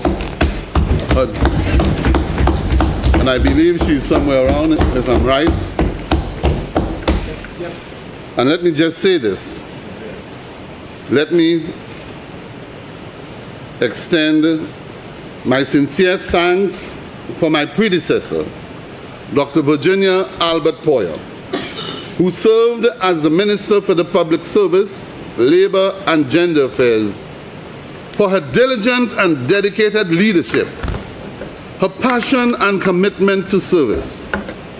During the period she served, 2021 to 2025, I admired her passion, her enthusiasm, and her determination to deliver on her mandate. In times of challenge, which many of us go through, she never wavered, never complained unnecessarily, yet she maintained her calm and shared some humor whenever it was possible. Mr. Speaker, having joined the ministry, much of her work is left behind. Her work to help improve the public service, her work to encourage public officers, her work to change the environment of public officers, her work to ensure that our people are placed at the top. Mr. Speaker, let me delve into some details. The summary total of the recurrent and capital expenditure totals $75,975,700 for the Ministry of the Public Service. Out of this, $5,805,800 for capital and $70,169,900 for recurrent expenditure. Mr. Speaker, the Division of Organization and Development in the Ministry of the Public Service, much of which no one probably would have heard. That division can be considered the heartbeat of the Ministry of the Public Service and the government in general. It provides the strategic leadership in organizational development interventions to line agencies for their continuous improvement in performance. And Mr. Speaker, that is absolutely important, because many times when the general public complains, many times when public officers complain, many times when we ourselves as ministers not satisfied with the service that we receive from the Public Service Department complain, many times there is no understanding of what entails in that department. While the division has been committed to the responsibility of determining optimal staffing levels for the general public and general administration support services throughout the public service, there's reason to examine what has happened, what has been happening within that department. Mr. Speaker, The program strategies of that department, of course, it has been looked at and has been reviewed, and initiatives under Dr. Poyot, which were undertaken in an attempt to optimize the department and to make the department more productive. Therefore, because of the increase in volume of organizational restructuring and the reduced human resource capacity during the year 2025-2026 period, the division committed itself to enhance equity, effectiveness, sustainability, and workforce management. This, of course, is being done by undertaking a review of job classification and pay plan for the public service. In fact, Mr. Speaker, when I got into the department and I uttered the words that we need to roll over any initiative or any undertaking within 14 days, they all looked at me and said, Minister, it takes 6 weeks. 6 weeks. And the reason for this, I'm told, it's because the department, even though responsible for modernization, is still manual. It is still manual. Every action to be taken is done manually. So if, Mr. Speaker, you were to ask the Department of the Public Service to find you a clerk at grade 15 with X qualifications, etc., and competences, they would have to manually go to files, pull them out, and search until they can find somebody who suits you.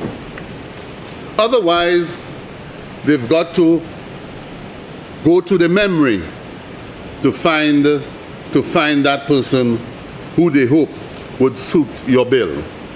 This, Mr. Speaker, cannot continue.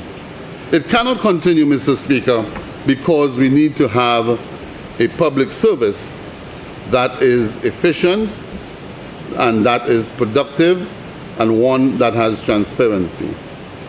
And therefore, Mr. Speaker, through the classification and job classification pay plan, there are 2 major projects currently being implemented. One is the Cloud Suite HCM system, and that is a human capital management program that is currently ongoing in an endeavor to see how the human capital of the public service can be programmed and aligned with the Department of Finance in its accounting system.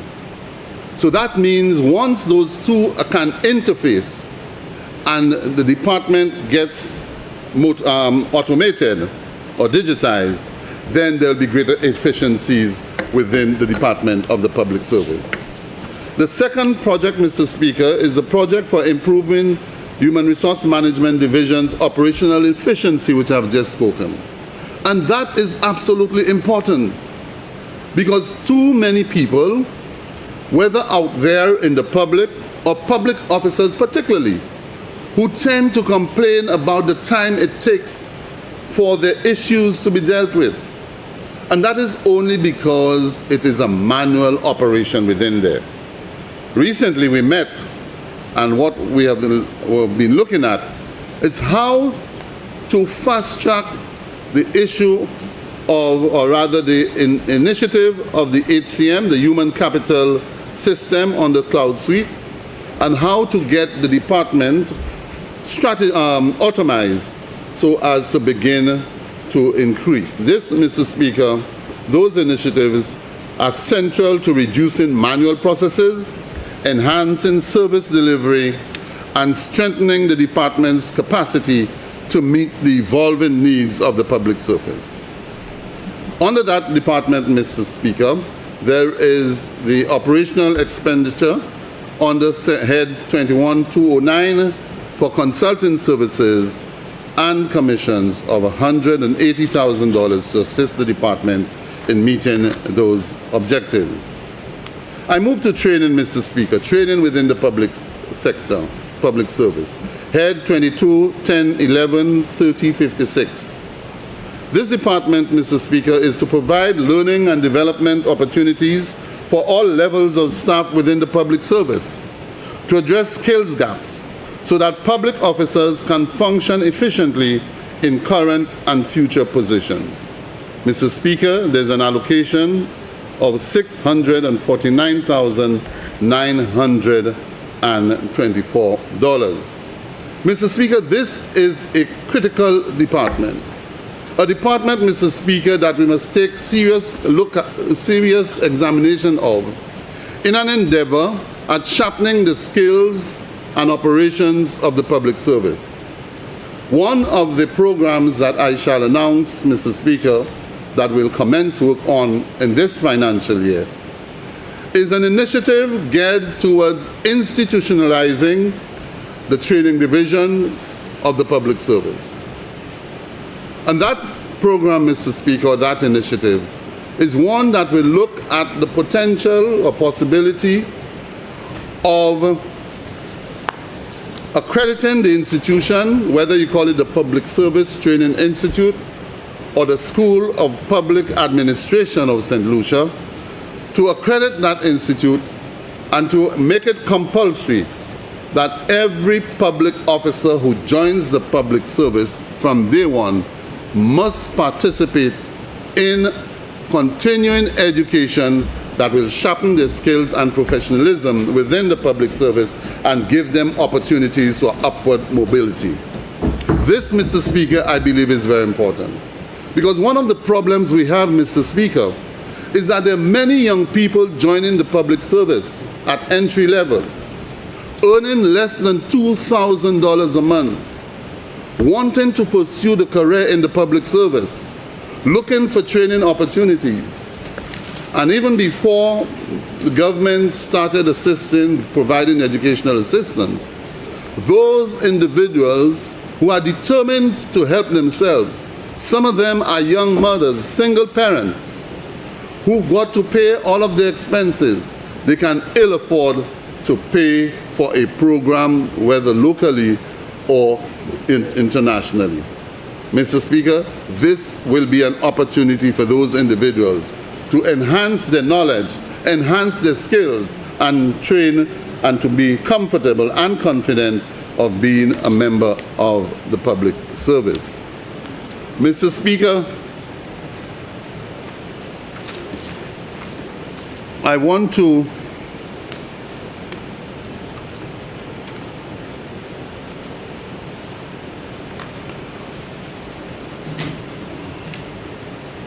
Mr. Speaker, that department, of course, features its intention to deliver at least 5 key e-learning courses via the government learning management system for 2026-2027 training catalog. Design and deliver a comprehensive program for human resource officers across the public service to continue efforts in service-wide implementation of the Government of St. Lucia mentoring program. And I must note this one, Mr. Speaker. A few weeks ago, Mr. Speaker, the department had a graduation ceremony where a number of individuals participated in a mentoring program where those young persons who graduated were assigned to various senior public officers who mentored them in preparation for onboarding into the public service. Also to conduct a service-wide learning needs analysis to identify the training needs among employees of all government agencies. And that, Mr. Speaker, is in keeping with the intention of the improvement of the training division, the Public Service Training Institute. Human resource management, Mr. Speaker. This division is responsible for providing efficient, reliable recruitment services, administer compensation packages and benefits, and monitor the implementation of human resource policies, procedures, and programs throughout the public service.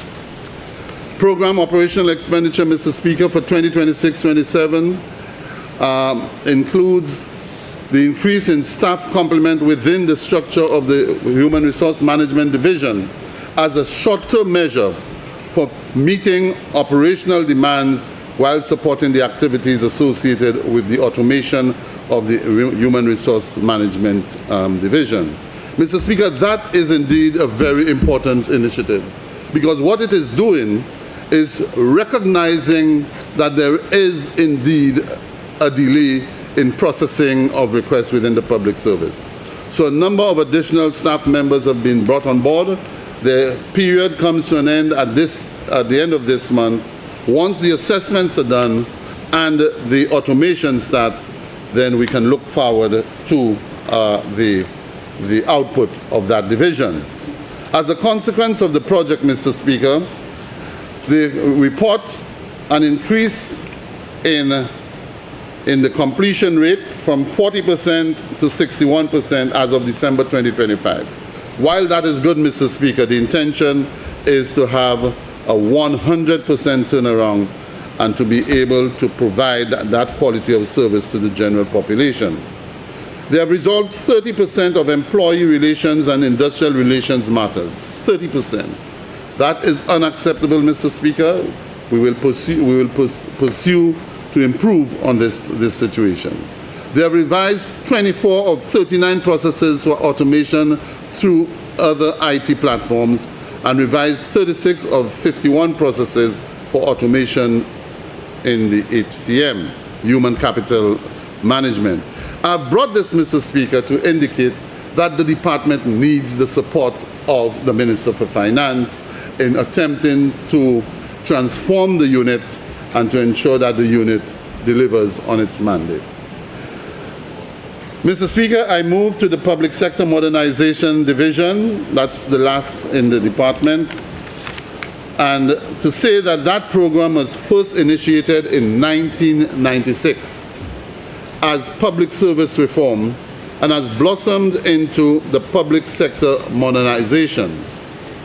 The mandate is to assist with the development of a modernized public service delivery quality, effective and efficient services in an equitable and responsible manner, capable of enabling and facilitating the achievement of national goals and aspirations.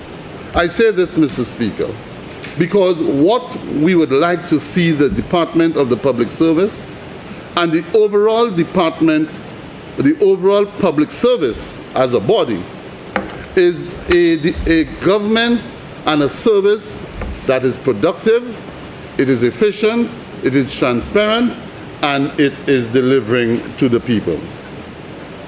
Under that department, Mr. Speaker, we have the program of DigiGov, which is intended to digitize all departments and all programs of government. One of the most recent departments which was digitized is the Transport Department, which now provides the opportunities to the general public to be able to access the services online, whether it's paying your license fees, your driver's license, or anything related to transport. That can be done now online. But most critical in most recent times, is the launch of the National Authentication Framework. That program, Mr. Speaker, is intended to be the trailblazer of digitization of public services in St. Lucia. It provides for a unique identification number. It allows you, once you have registered and you have your unique identification number, and you can access online using the app, you can access any government department from your home, your bedroom, or anywhere else. It certainly prevents you or causes you to avoid having to come to the city and to, of course, congest the city through traffic. This, Mr. Speaker, will help us in our own traffic management if we're able to get that program fully launched and, of course, accessible, that every St. Lucian, of course, obtain a national authentication number. Mr. Speaker, this will also short-circuit the demands of the private sector. And we have been engaged with the private sector, particularly the banks, who often ask persons who come in to open a bank account or transact business at the bank to present 2 or 3 identifications. This, Mr. Speaker, will avoid that, because the card will present your personal identification, your national identification, your driver's license, and other forms of national identity, whether it's a farmer's license or not. All of that, Mr. Speaker, will be brought into the NAF, and it makes life easier transacting business. Mr. Speaker, that department will continue to establish ICT centers throughout the country with the support of the Republic of China on Taiwan, and assist in the various constituencies in establishing those centers. Mr. Speaker, I wish to particularly mention one aspect of the Department of the Public Service, or the Ministry of the Public Service, and it has to do with facilities management. Mr. Speaker, there are 2 entities of government who have responsibility for facilities. One is the Ministry of Infrastructure, who has the responsibility of maintaining most of government buildings, the Parliament, the Department of Infrastructure, and any other property that the government owns, with the exception of the buildings on the waterfront. The buildings on the waterfront, which includes the Training Center at Union, Graham-Lucy Building, the Financial Center, when it is handed over to government, and a few others in the north, and I speak of Orange Grove for now, based on the arrangement in which the government owns 2 floors of Orange Grove. All those properties, Mr. Speaker, are maintained and serviced by the Facilities Management Unit. Other than that, Mr. Speaker, we do have a problem in the country, and day in, day out, week or month, government offices are infested with mold or suffer air quality issues. What we seem to be doing is running away from mold and avoiding air quality based on mechanical issues, which may be the reason for air quality issues. I took the opportunity, Mr. Speaker, to have a view of what we have been doing in as far as government facilities, not the maintenance of the Graham-Lucy Building or other, but the issue of rental of office space. Government is expanding.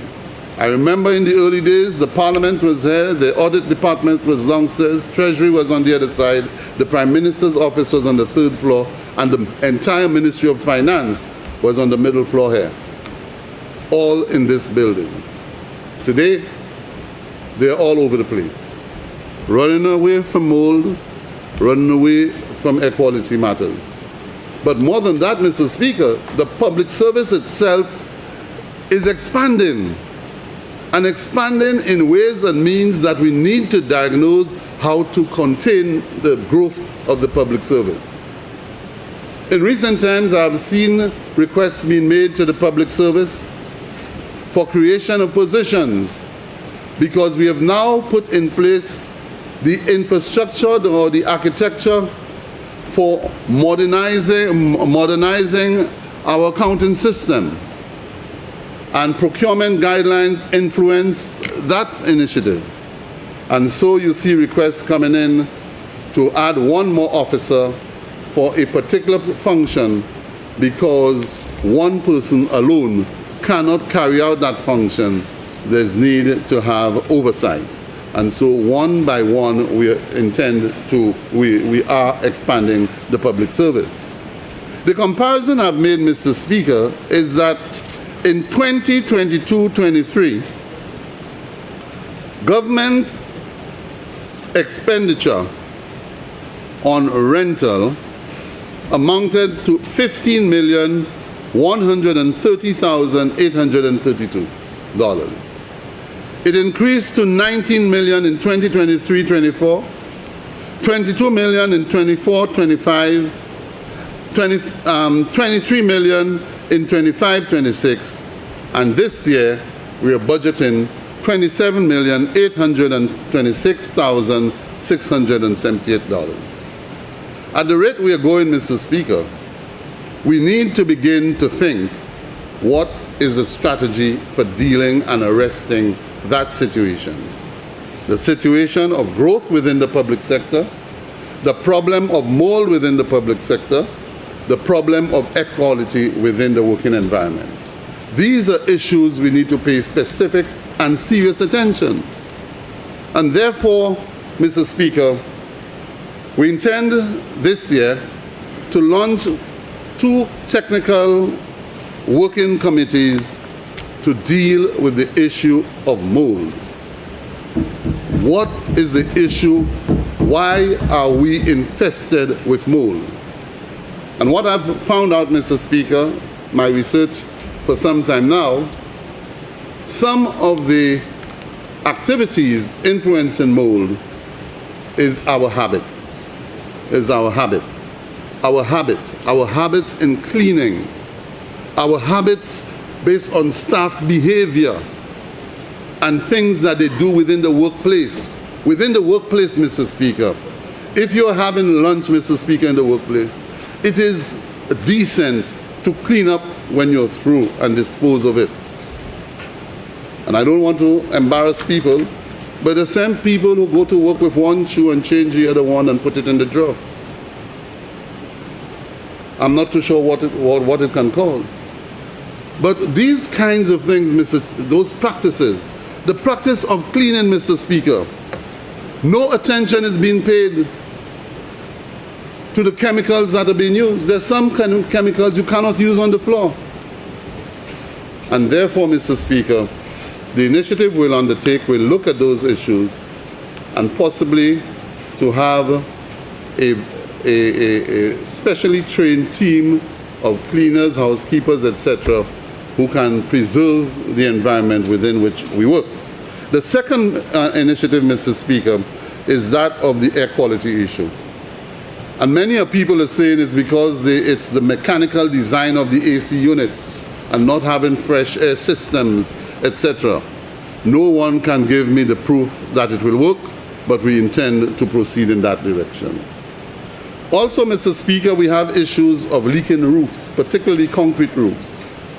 We started an initiative, Mr. Speaker, and thanks to the Prime Minister, we were able to approach the University of the West Indies, who we found seem to have a resolution to leaking roofs in the Caribbean based on their experiences in Barbados, Trinidad, and Antigua, to look at, in the first instance, the Graham Lucia administrative building, and to see whether the product which they have more or less designed, which is an asphaltic base material, can solve our problems here in Castries.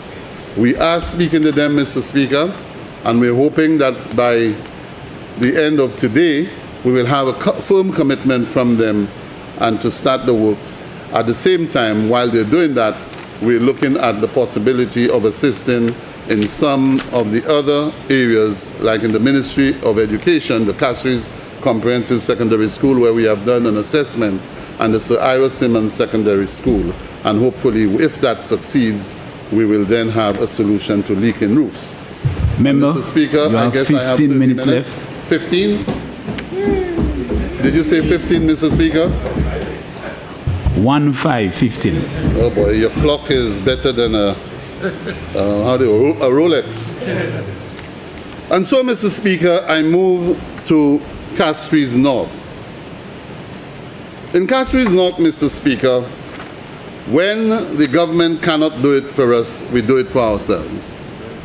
We find our friends, we mobilize, and we get things done. And so I must thank all those who have helped in the past and who have been able to cause Castries North to continue its advancement. Mr. Speaker, let me just report on a few things. I must thank the Ministry for Sports, the Ministry of Sports, for the work that they have done on the Leclerc playing field. Let me thank the Minister for recently installing lights on the Leclerc playing field. And those lights are the third generation of lights being placed on Leclerc playing field. The Agard playing field, Mr. Speaker, was recently refurbished and upgraded to be completed this year under the CDP. We do it one step at a time, and my neighboring colleague, whenever he is strolling, marvels at the work that we have done with very little resources made available to us. I hope this year, Mr. Speaker, we will get a little more so that we can complete that facility and other facilities within the constituency. The Chase Gardens Court, Mr. Speaker, recently got some assistance from the Ministry of Sports, and I must thank the Minister for Sports again for the assistance in providing the service, Mr. Speaker. But we also did the stands for that facility, Mr. Speaker, on 2 accounts by using some of our CDP, hoping to complete with roofing in this financial year, if it is at all possible. Mr. Speaker, I go to Bois Patat. In Bois Patat, Mr. Speaker, improvements will take place this year on the multipurpose court, and I'll be approaching the Minister for Sports for his support in probably doing the same as he did at Chase Gardens and getting us a pair of basketball hoops. In Bize, Mr. Speaker, we are currently reviewing the design for the multipurpose court in Bize. In addition, equipment for the Bize Children's Playground is now on island to be installed in the coming months once our CDP is healthy to allow us to do so.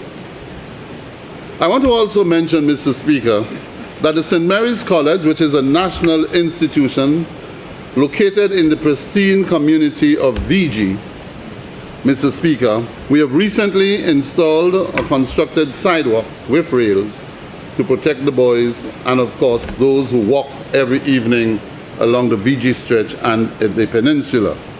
More than that, Mr. Speaker, we have been able to get a private investor to assist us in undertaking the reconstruction of the court, which is ongoing, and of course, placing a synthetic surface on that court to bring the court up to a standard that is befitting of the college.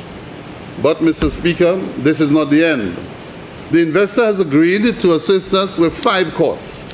So the courts under consideration, apart from St. Mary's College, is the VBCC court, which will be refurbished with synthetic surface. The Carly Court lights are currently being installed on the CDP, and we hope also that we'll receive the assistance, or not receive, the investor has committed himself, and of course the Bois Patat Court. Mr. Speaker, as far as Cedars is concerned, the Cedars Court, the court which of course all convent girls know, St. Joseph's Convent Court, the court which all convent girls know down on Cedars Road, that court, Mr. Speaker, will be acquired by the government. We have already surveyed and negotiations have gone through, but that is doing almost like an exchange with the government for providing a new court at the top of the school ground, which is nearing completion. Mr. Speaker, the lower court will be utilized and made available to the community of Cedars and Sunbuilt. In Sunbuilt, this year we'll revisit the idea of a combination of an HRDC and multipurpose court. That, Mr. Speaker, was being pursued, but unfortunately because of the terrain and the acquisition of the land from the convent, we gave it up in the hope of coming up with a new idea. In the same community, Mr. Speaker, of Sunbuilt, I heard the minister responsible for agriculture speaking about agriculture in urban areas. She mentioned Castries Central, which is the heart of the concrete jungle. She mentioned Castries East, but didn't mention Castries North. I want to assure her, and rather I want to enlighten her, that we have acquired a portion of land in the Sunbuilt community, and the intention is The land has already been acquired, surveyed, etc., and it is to establish a community youth entrepreneurial development center. A business name has already been registered, and of course the name is the Castries North Golden Selects. The intention there is to establish a community farm, micro farm, and for the young people to engage in planting, small items, vegetables, etc., fruits and vegetables, and to also go into a form of agro-processing. One day, we shall invite you to see what we are doing in our small area, which is not in an agriculture area. Back to Babatat, Mr. Speaker. The government has acquired acquired a property out there for the establishment of an HRDC near the multipurpose court. I move quickly on to roads. A number of small community roads and small micro infrastructure projects were completed during the last financial year. In Bize, Chase Gardens, Caroli, Agad, Leclerc. In addition, Mr. Speaker, land under the 30-year prescription program, which of course government is not affected. The Active Hill area, to date, we have at least 30 plus lots that we are hoping that once the government gives the green light, we can proceed with it. Leclerc, Mr. Speaker, work on the redevelopment of the Leclerc Square is ongoing, and I must thank the Prime Minister for responding to our plea to have that facility refurbished. It is ready, work is going on, and when it is completed, it will have an amphitheater, recreational facilities, and of course 3 concessionary booths for activities in the community. The other initiative, Mr. Speaker, which is a major initiative, is that of the establishment of the Leclerc Town Centre. The Leclerc Town Centre, Mr. Speaker, is the empty lot which originally housed the Leclerc CDC. Mr. Speaker, an investor is on hand, and Invest St. Lucia is currently negotiating with that investor to establish the town centre. The town centre, Mr. Speaker, will make facilities available to indigenous persons from Leclerc. And when I say indigenous, I mean residents of Leclerc, with 1 or 2 anchor tenants to bring a centre of excellence for commerce in that part of the country.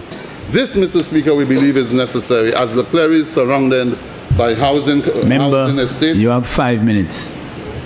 Can I get 10? Can you give me 10? 3210. 3210. 3210. Okay. Thank you, Mr. Speaker. Mr. Speaker, let me round up. Leclerc Town Centre, Mr. Speaker, the beach facilities which was announced by the Minister for Physical Development, that has been an initiative that has been in its embryotic stage, and we are hoping that the concept of the initiative, once we engage the council and others, the concept is to give vibrancy to the area and to give opportunity to the people of Leclerc who themselves are engaged in activities. Mr. Speaker, Caroli. The Caroli Park designs have now been completed and a final costing is available for submission for funding. I look forward to support. Currently, the upkeep and maintenance of the park continues, Mr. Speaker, by engaging 2 young men from the community to keep the park in a condition that is acceptable. I am told, Mr. Speaker, yes, it is CDP. Mr. Speaker, as we speak, there's a group of persons from the community who have decided that they are proceeding with their Caroli Jazz this year. I've been told I've said to them when it was proposed to me, the date that they intend to have it, that is after the Jazz Festival comes to an end. I've suggested to them what it should be called, Carolee Apwe Jazz. They have accepted it, and so hopefully we'll have Apwe Jazz. Let me move on, Mr. Speaker, to the issue of housing assistance, and to state that we have been able to assist a number of persons with housing assistance. We have stuck to the point of housing assistance and not housing construction, because in an endeavor to proceed in the first instance, when we thought we were going, when we had undertook to assist the first house, we realized that by the time it was touched, it almost collapsed, and we had to utilize the funds of many other intended projects. Education assistance, and in housing, Mr. Speaker, we have assisted more than 200 persons with housing assistance, 200. Some of them from the Housing Assistance Program of the Ministry of Housing, thanks to the Honourable Minister, and the rest from the CDP Social Program. Education assistance, Mr. Speaker, is ongoing. It is something that I started even before CDP and education assistance, and I'm grateful that now there's assistance, and we assist persons going to preschool, primary school, secondary school, college, Sir Arthur Lewis Community College, Monroe College, and even a handful going to university. We assist those in health, who need in health services, financial assistance, and again through CDP Social, we have been able to do that, and the Ministry of Health, who has been very helpful in that regard.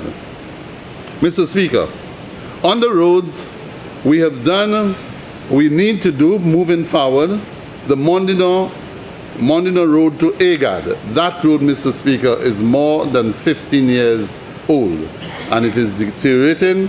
It straddles between Castries Central and Castries North. The lower end is Castries Central, and the upper end towards Agad is Castries North. The La Passe Road, Mr. Speaker, was done from Chaussee Road to the La Passe Junction, and it ended at the La Passe-La Clery Junction. And of course, Mr. Speaker, it wasn't really done by the Ministry of Infrastructure, but whoever mobilized and influenced the reconstruction of that road only saw the junction below Caribbees, below Bellevue. We're hoping that we can continue the road from where it ended in Castries Central to the Mondino School and up. Mr. Speaker, Agad-Bocage Link Road is a short community road between Agad and Bocage, which links Castries East to Castries North. We're hoping that this year we can do that. The other one, Mr. Speaker, is the Chase Gardens HRDC. That facility, Mr. Speaker, was done sometime in 2007, 2008. Recently, we were able to pave the courtyard on the CDP. However, the HRDC, and I want those who are responsible to hear, the HRDC, Mr. Speaker, is currently being used by the Royal St. Lucia Police Band for more than 4 years, without rent, without the payment of rent, and without any classification as to how rent should be paid. Mr. Speaker, I am hoping that at some stage we can negotiate to assess the value of occupation for the last 4 or 5 years, and to use that value within resources to be able to repair the center and probably air condition the center for comfort by the people of Castries North. At the center, Mr. Speaker, is the Castries North Music Project, which has been going on now for more than 4 years.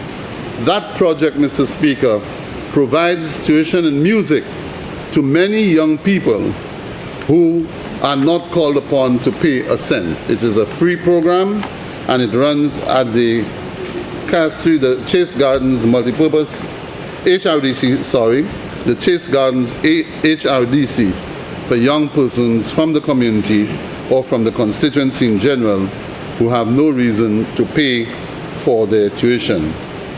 Water tanks, Mr. Speaker, is another program that we have been undertaking, and we have so far to date delivered 100 water tanks, and we're on the verge of proceeding with another procurement of water tanks for constituents in the Carolee, Chase Gardens, Sunbuilt areas, which are areas severely affected by the lack of water supply or the consistency of water supply in that community, in those communities.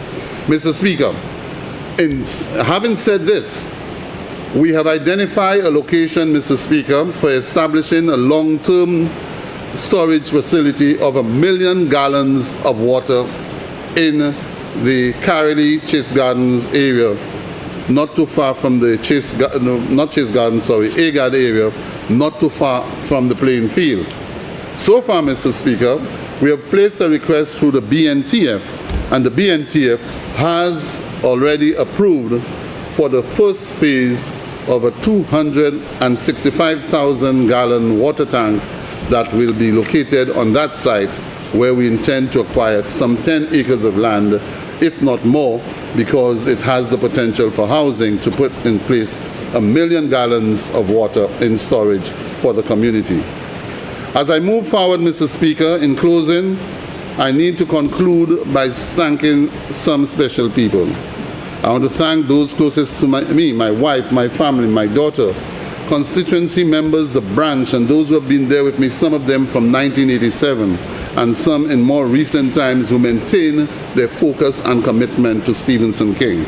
To those of you who are coming up, make sure you can keep those closest to you closer, and ensure that you go for those who are further and bring them close. To end, Mr. Speaker, make sure you keep those who are close to you closer. And bring them on shore. Well, you have to bring them on shore. And keep them, of course.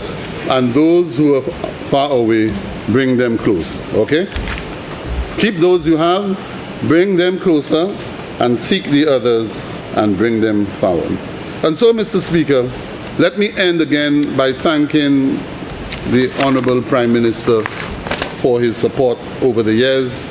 Let me thank colleague members who have helped in the process, those who have been able to facilitate my requests.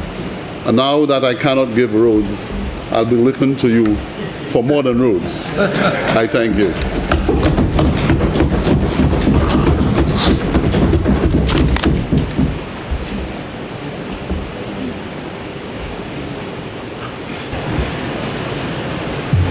Member for Soufrière Fonsejac.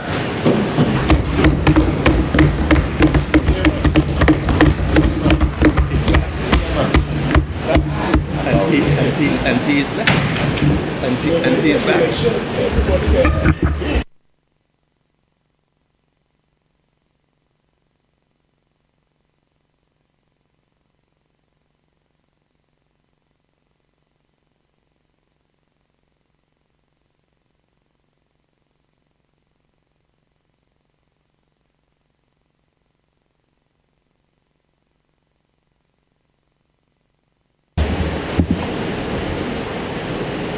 Thank you, Mr. Speaker.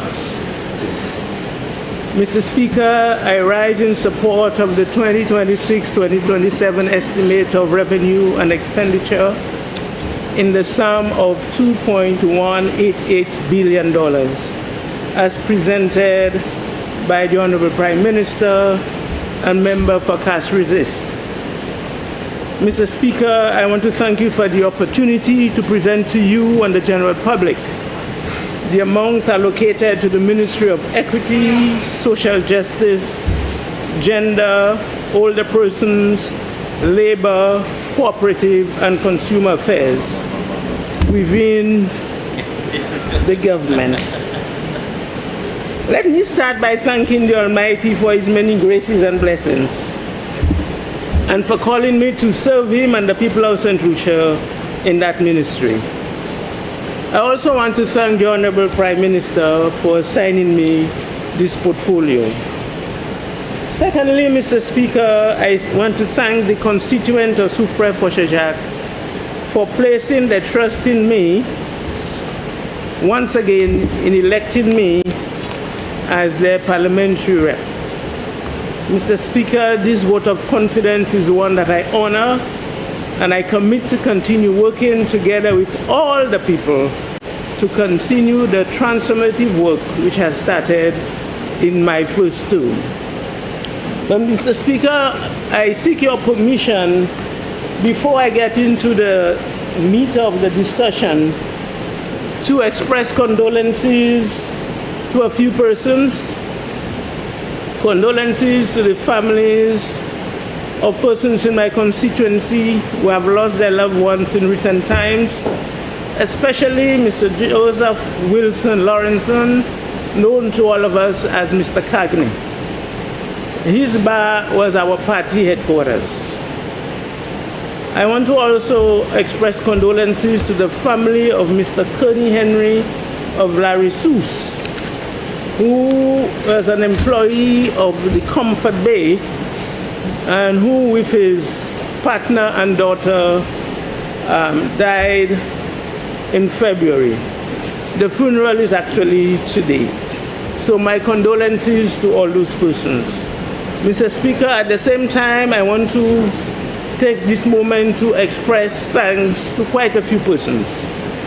To the 2 permanent secretaries and the 2 DPSs that I have in the Ministry of Equity, Department of Equity and Labor, and to the staff of the 2 departments. To the chairperson and board of the Soufrière Regional Development Foundation, the Soufrière Marine Management Authority, the Piton Management Authority, to our mayor and councillors of the Soufrière Council, to my supporters and soldiers of the St. Lucia Labour Party, chairman and member and executive, and my auxiliary group. I want to say thank you as well to the ladies that continue to do the work behind the scene, members of the SLPWO, national, and from Soufrière, and I see quite a few of them in the gallery there, Mr. Speaker. I want to thank them for being here. I want to thank some persons that actually are the engines of what happened in Soufrière to assist me. I want to thank in a big way Mr. Yasha Trubiskov of Anchasley and Jade Mountain for the work that he's doing with our young people.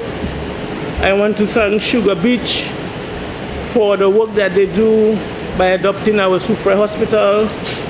I want to thank Ladera for the work that they do with our Etang School. I want to thank Ms. Claudia Edmond, who is our social, I would say our national social worker, calling, having all the dates right, and ensuring that we make the right calls, send the right vouchers to the right places. I want to thank Mr. Sam Auger and the SRDF in a big way, Mr. Speaker, because they are the anchor that holds. When my CDP has run short, Mr. Speaker, when my CDP has run short, Mr. Speaker, that is the Soufrière Central Bank. And I want to thank them publicly. I want to thank them, the member for Dennery South. North is not there, but he's the one always keeping tab. But yeah, but I want to put on record the work that has been done by the Soufrière Regional Development Foundation. The guidelines that we have, and here I must put it there on record, the SRDF reports to the Minister for Finance and Prime Minister, but in his wisdom, the Prime Minister has given me some leeway with that department. The leeway is we don't do anything political in that department. We do developmental. And that I want to place on record my appreciation, Mr. Speaker. Mr. Speaker, I have the responsibility you've given me. You may recall, Mr. Speaker, that last year I presented here as the Minister for Commerce, and my colleague Minister Henry presented as Minister for Equity, and Minister Poyet presented as Minister for Labor. Oh, what the difference a year makes. So today, Mr. Speaker, I think it's appropriate to express my gratitude and thanks to the 2 former ministers for the work that they did in their respective ministries, which I now have the responsibility to build upon. This is important, Mr. Speaker, because in keeping with our well-established parliamentary tradition and in upholding the principles of transparency and accountability, I stand before you in this chamber to present the benefits, the triumphs, what these two ministries have achieved. And that work was actually done by the two ministers. Mr. Speaker, during my second half of my presentation, I will also give an account of my stewardship as a parliamentary rep for Soufrière Fauché-Jacques, and I will try to convince my colleagues that the constituents of Soufrière Fauché-Jacques still needs their help. And I need to convince them of that this morning. Yes, the people of Soufrière Fauché-Jacques needs some support from each one of you. Mr. Speaker, you've heard from the Prime Minister and others around the table of the hostile, turbulent, and uncertain situation around the world.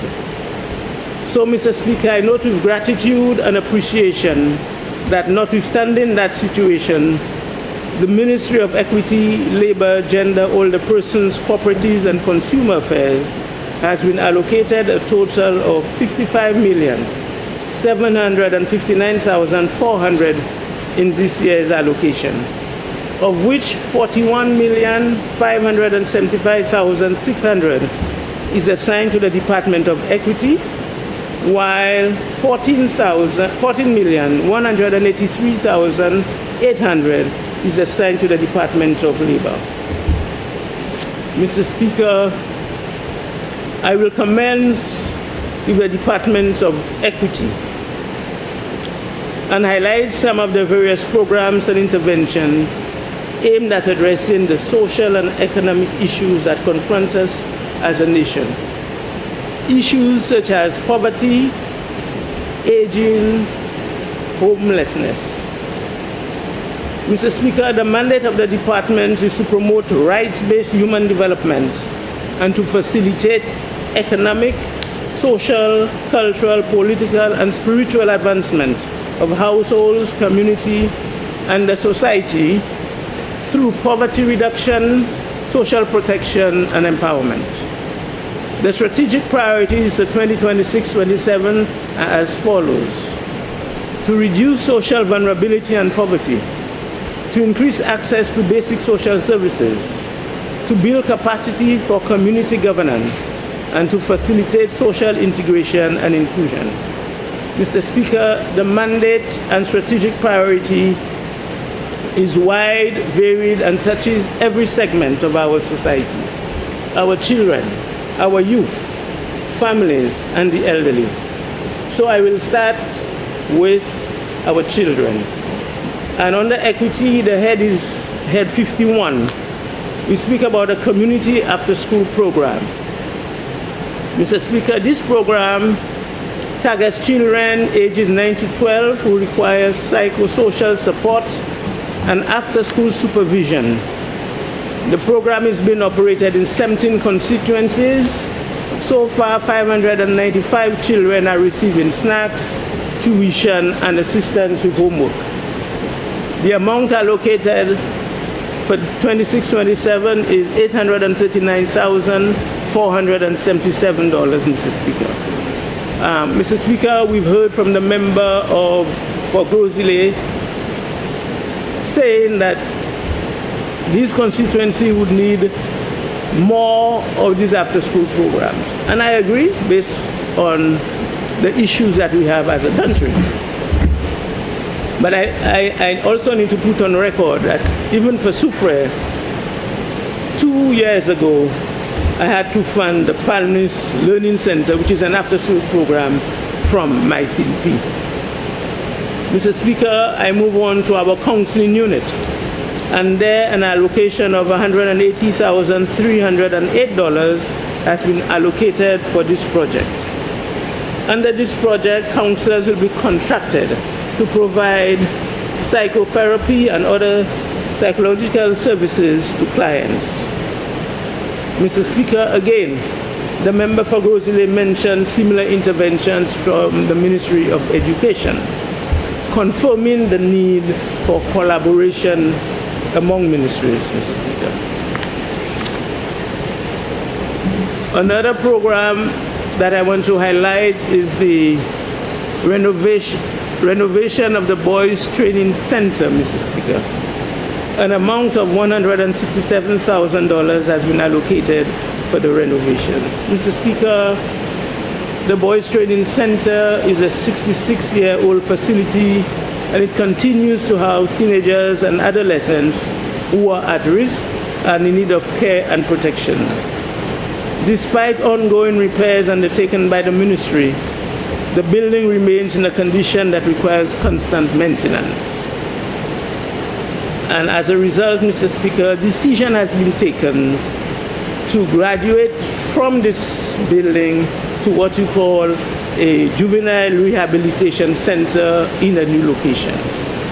And to reinforce government's commitment to restorative justice, the government will be establishing this new juvenile rehabilitation center to respond to the needs of children in conflict with the law and children in need of care and protection. Mr. Speaker, this project officially began in 2024-2025. At the moment for this year, an allocation of $500,000 has been made available for work as we continue to assess the work required to commence this center. Mr. Speaker, the work of this ministry continues with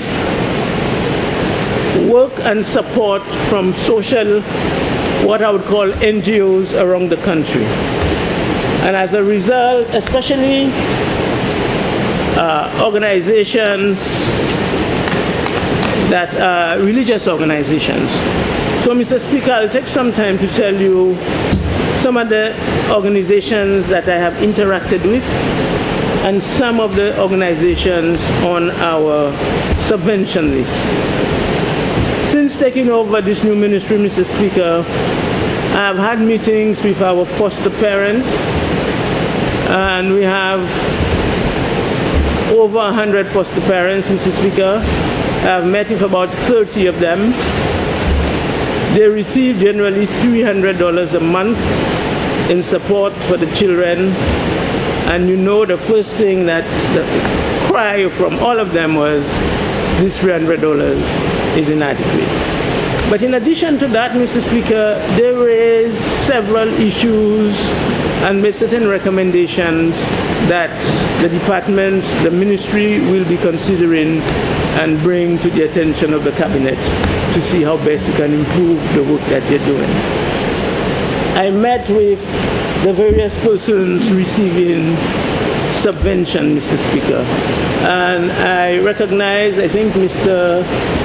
John, one of the persons who had one of those units from Beaufort, I think it is, I think that might be the person here. But Mr. Speaker, I met with the Adelaide Frances Memorial Home. We met with the Children's Home at Cicero, Cornerstone Humanitarian Society, Feed the Poor Ministry, Marian Home, Trinity Home for the older persons at Ancillary, Raise Your Voice, Rise St. Lucia Inc., Sarat SDA Community, St. Lucia Red Cross, Sisters of Calcutta. Now I think the new name is St. Francis Home at the Hospital Road, St. Lucia Blind Welfare Association, St. Lucy's Home,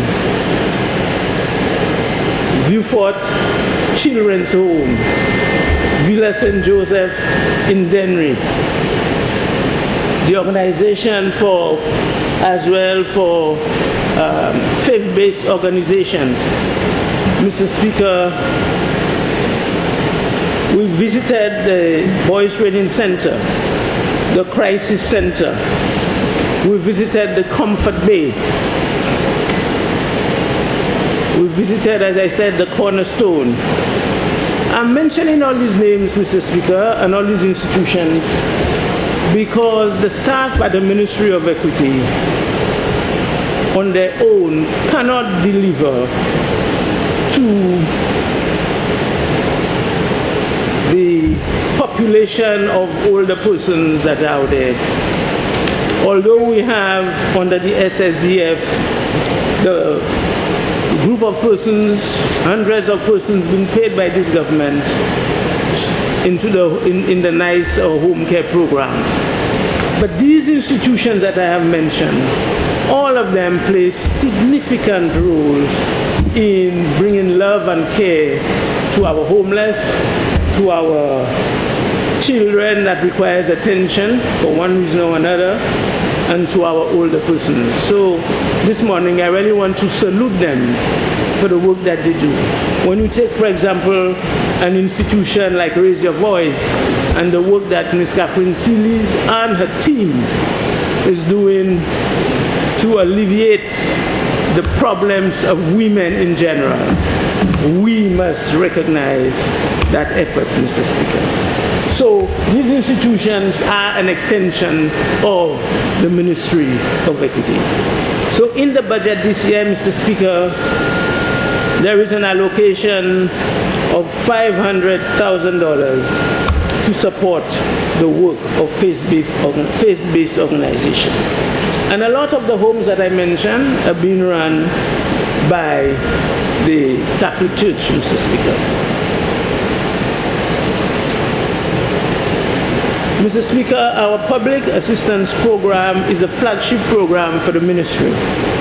There's an allocation of $13,879,590. Under this program, thousands of households across the country are provided with monthly cash transfers. But Mr. Speaker, this system is broken. There are persons benefiting from that program that should not be benefiting, while there are hundreds of persons on the list waiting to be included.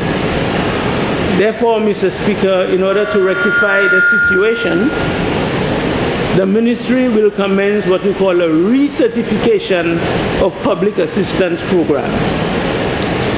For this reason, Mr. Speaker, an allocation of $191,765 have been allocated to that program.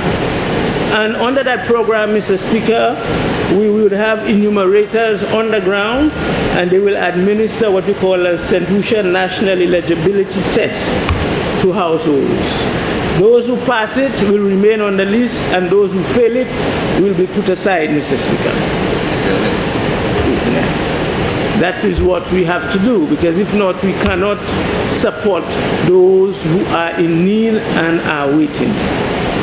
Mr. Speaker, as a government, we continue to focus on the social protection issue, and we have another program called a Shock Response Social Protection Pilot Project, and there is an allocation of $230,130, Mr. Speaker. And that program, what it does is trying to develop what we call a graduation strategy, where it aims to transition vulnerable households from social assistance to sustainable livelihoods through vocational training, financial literacy, and access to microfinance. Mr. Speaker, more details on that during the policy debate, Mr. Speaker. Another program that I want to speak on, Mr. Speaker, is a program called Anticipatory Action Project. And that project has an allocation of $250,000, Mr. Speaker. And the goal of this project is to reduce the vulnerability of those thousands of households that are currently on the social assistance program. And what it does, it is a program should the country faces a hurricane. When NEMO announces that we are expecting what we call a Category 1 hurricane, those households will be getting a cash payment to get them to prepare for that hurricane season. So it is an interesting program, but it is our government trying to ensure that these persons receive some support and can manage through a hurricane. Another program we have, Mr. Speaker, again, in terms of trying to remove persons from dependency to economic empowerment, is a program called Build Back Equal. And there, Mr. Speaker, an allocation of $550,000 was approved for that program. And it is that particular program, Mr. Speaker, focuses on women. So, Mr. Speaker, I'll speak again a bit more on this program during the policy debate. Mr. Speaker, crime is a major social problem affecting St. Lucia, and as such we are experiencing alarming numbers of homicides. So, Mr. Speaker, we have a program called the Catalyst Project, and we have an allocation of $2.5 million, Mr. Speaker, aimed at strengthening the resilience of at-risk families and communities. Mr. Speaker, I see that there is need in this program for significant collaboration with the Ministry of Crime Prevention.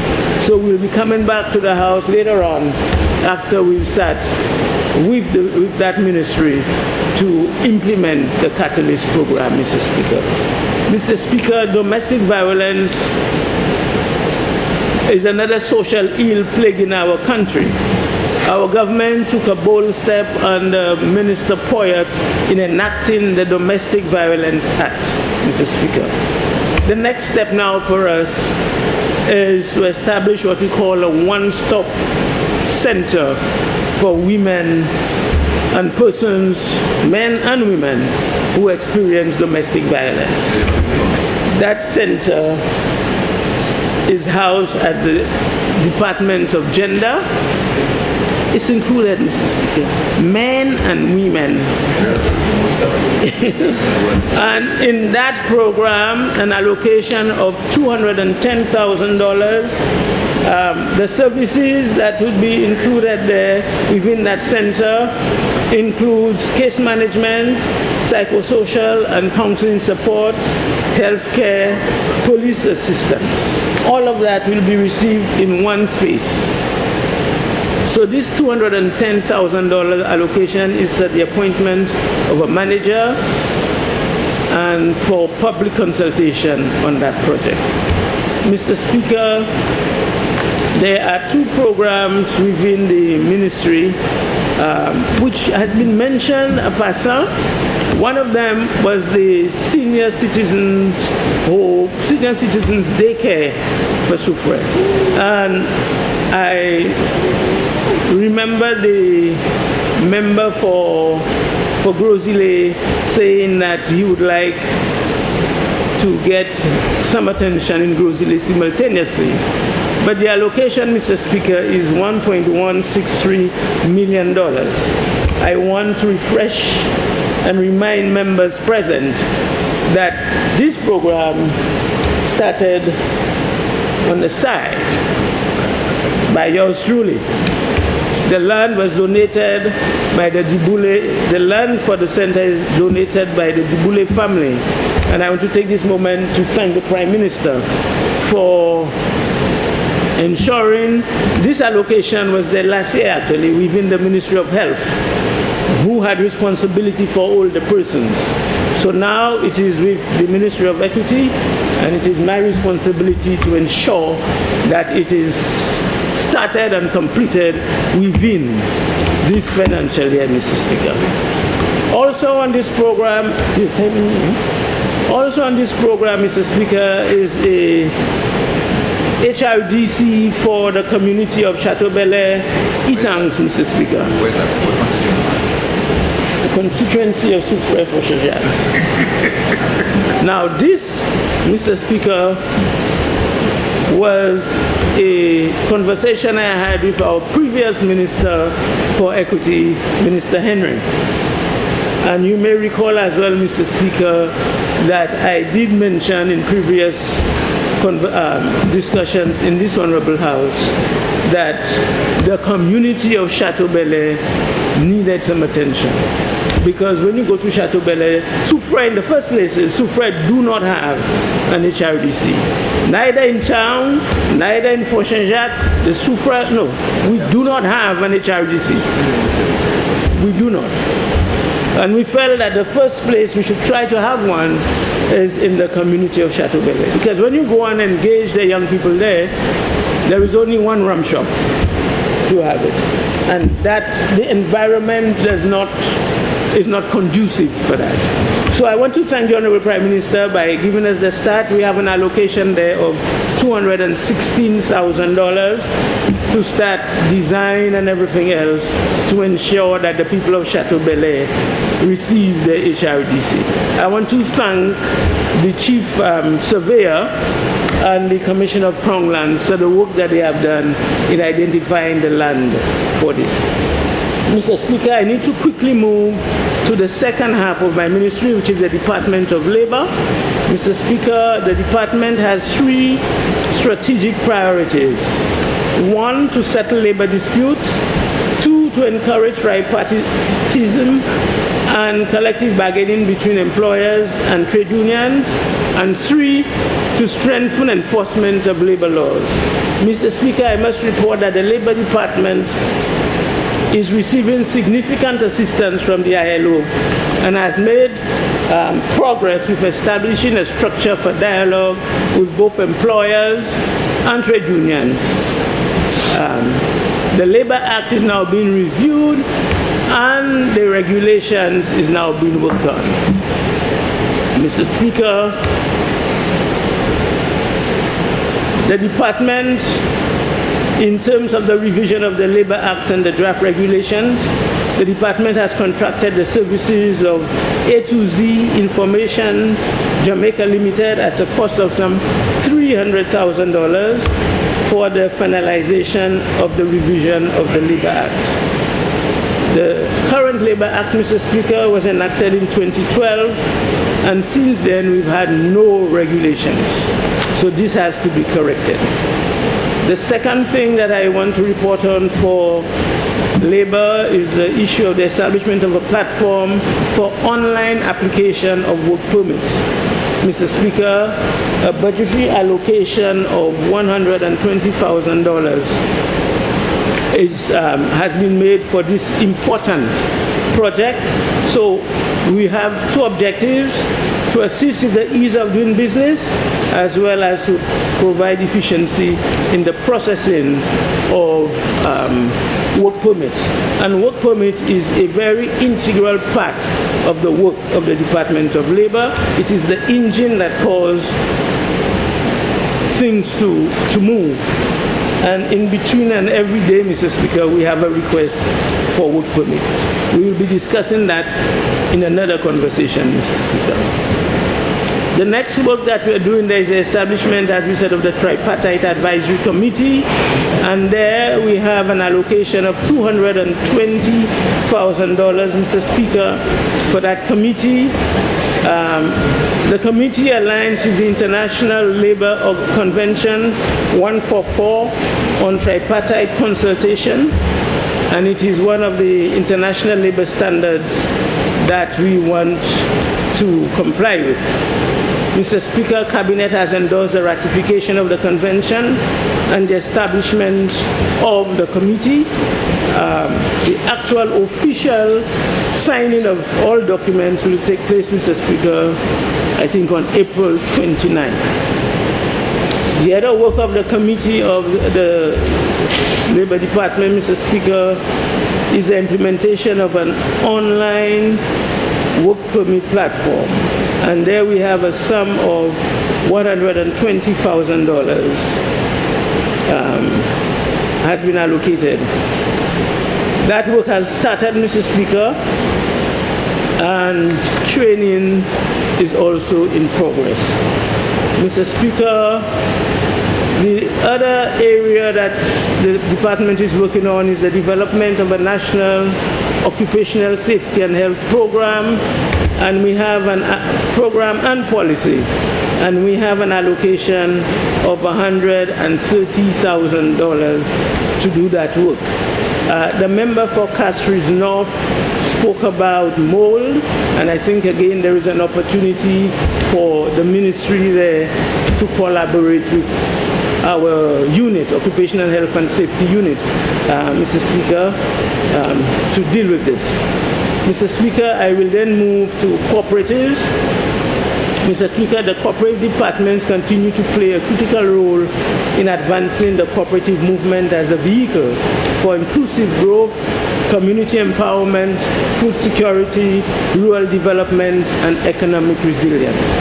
Mr. Speaker, I will provide greater detail on the work of the cooperative department during the policy debate. However, I need to highlight two key interventions that has been done by the department at the moment. And the cooperative department is now working with about 12 cooperatives to help them apply for the MSME loan program, which is $50,000 loan grant from the Ministry of Commerce. We felt we needed to assist them because the cooperative department, not a department, cooperatives generally need significant institutional strengthening. So I want to thank the Register of Cooperatives for the work that she's doing in that respect, Mr. Speaker. And the second work that the cooperative department is doing is they've collaborated, they wrote a proposal, and now it has been approved, is for the establishment of an agro-processing plant in Soufrière, Mr. Speaker. That proposal was written as a response from the government, an invitation from the government of India, and I want to thank our Prime Minister who is providing part of that funding. That process, I will speak a little more on it during the policy debate, Mr. Speaker. And the other department here, Mr. Speaker, is the Consumer Affairs Department. Mr. Speaker, this department continues to play a critical role in protecting public interest and ensuring the orderly function of the domestic market. The department was transferred from the Ministry of Commerce to the Ministry of Equity. So thus it remains under my responsibility, and it continues to discharge functions that are vital to both the consumer and the wider economy. Mr. Speaker, the core responsibilities of the department is the management of the government supply warehouse, including importation, storage, and distribution of key commodities of rice, flour, and sugar. The administration of the Distribution and Price of Goods Act, and the administration of the Consumer Protection Act. Mr. Speaker, during the policy debate, I will say a lot more on the work of the unit, but I need to highlight that within the estimate here, we have an allocation of $1.2 million for the refurbishment of the government supply warehouse. This investment is important, Mr. Speaker, because we need to improve on the storage capacity. We have limited space at the government warehouse, and we have in previous years, and we continue to look for alternative space, and that presents a challenge. So we actually need to sit and see whether one of these agricultural spaces that we have looked at, we've looked at one in Otsan, we've gone to one in Dennery. So as a government, we really have to look, because in order to have a warehouse where we can store effectively these three products, to ensure that we have food to feed our country, to ensure that there is sugar for our manufacturers and our bakers, and to ensure that there is flour for bread. We need to sit as a country and see how best we address this issue. But at the moment, this $1.2 million, we have to do some renovations on the existing space. Mr. Speaker, I want to take this moment to thank the staff of the White House, the manager, the director is here, and the staff who are listening. I want to thank them for the work that they do every day. Trying to get the commodities here on time is a continuous challenge, and the war out there is not helping us. So, Mr. Speaker, I will stop on the work of my ministry and then turn to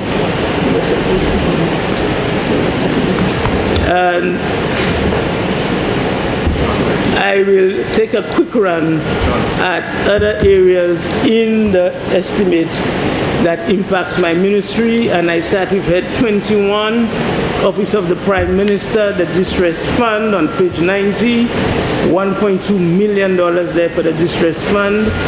I welcome this, Mr. Speaker, especially for the victims of fires and everything else that we have.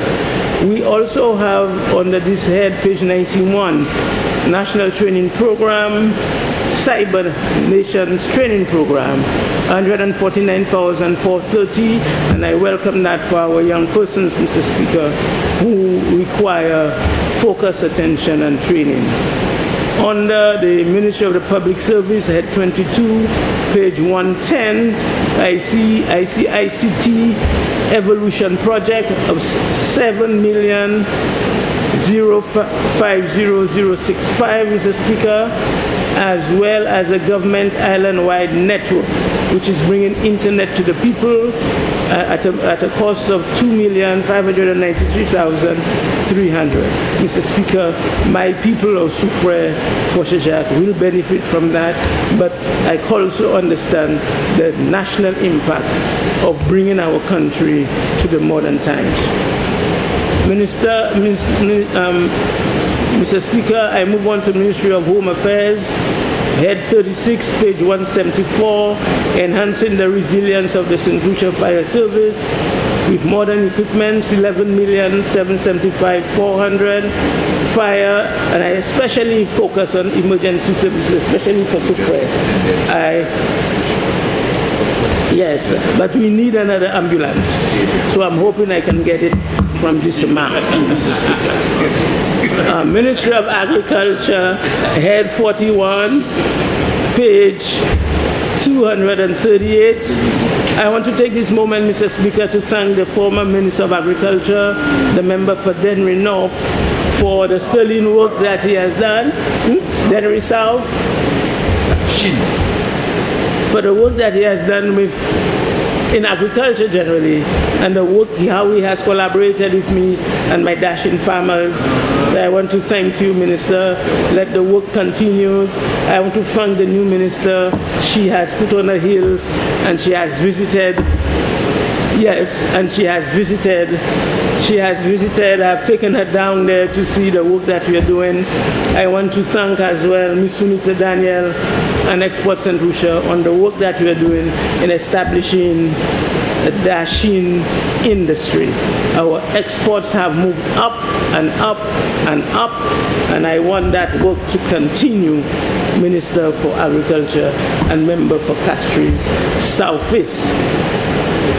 Another program that I'm looking at on the Head 41, Mr. Speaker, is the Building Resilience for Adaptation to Climate Change, and that is $7.9 million, and included in there is water security.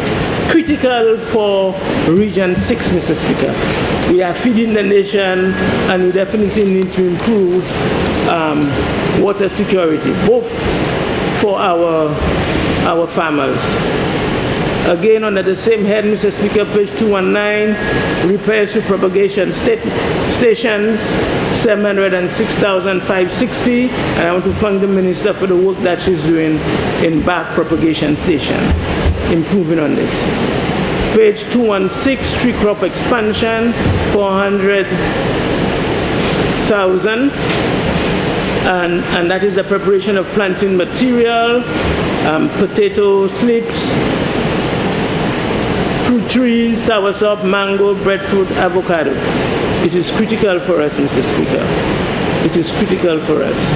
Mr. Speaker, my farmers at Font-Saint-Jacques are calling for a tiller, Madam Speaker, Madam Minister, so I'm really hoping that we can negotiate and get a tiller for my farmers, especially because of the whole issue of shortage of labor.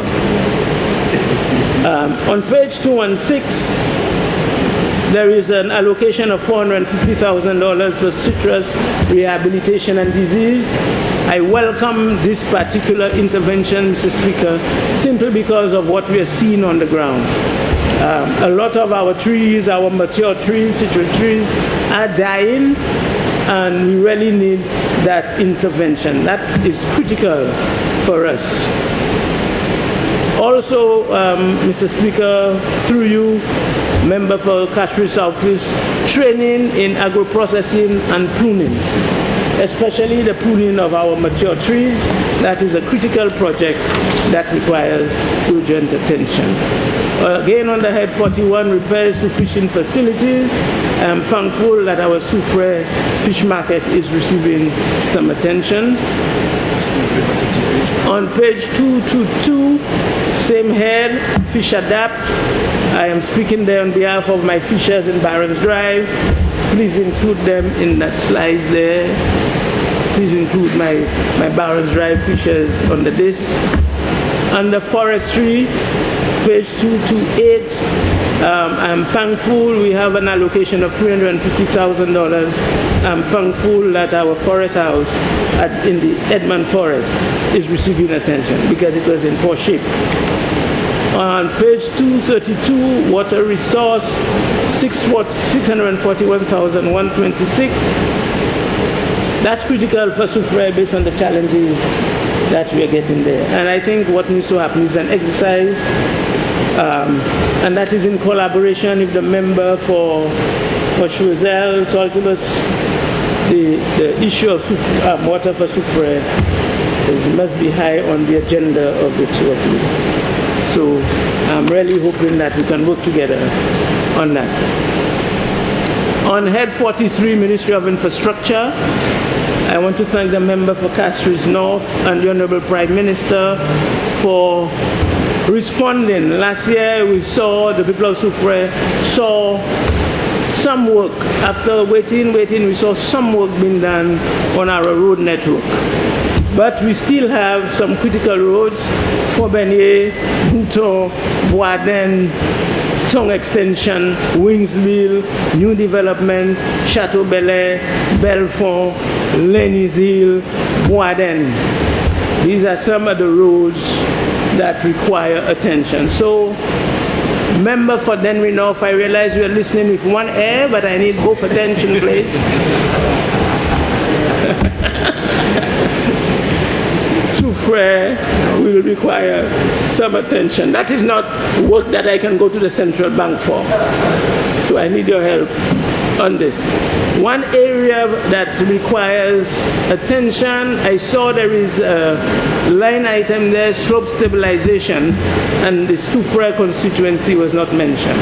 And most of you going around would understand slope stabilization is critical for Soufrière. In the Font-Saint-Jacques area, as well as in the road from Soufrière to Castries. The first half, you can see significant deterioration of the slope. So we really have, especially that part, this is a big piece of road. You walk and you see the movements, and we really have to take preventive action. Also on page 269, I see road safety, and we've had a discussion on that, an allocation of $560,000. The road barriers.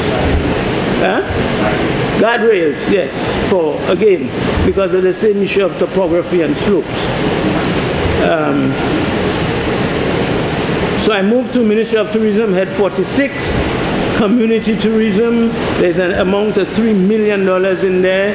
Minister, the function minister for Castries South, member for Castries South, community tourism to facilitate the capacity building of community-based tourism actors.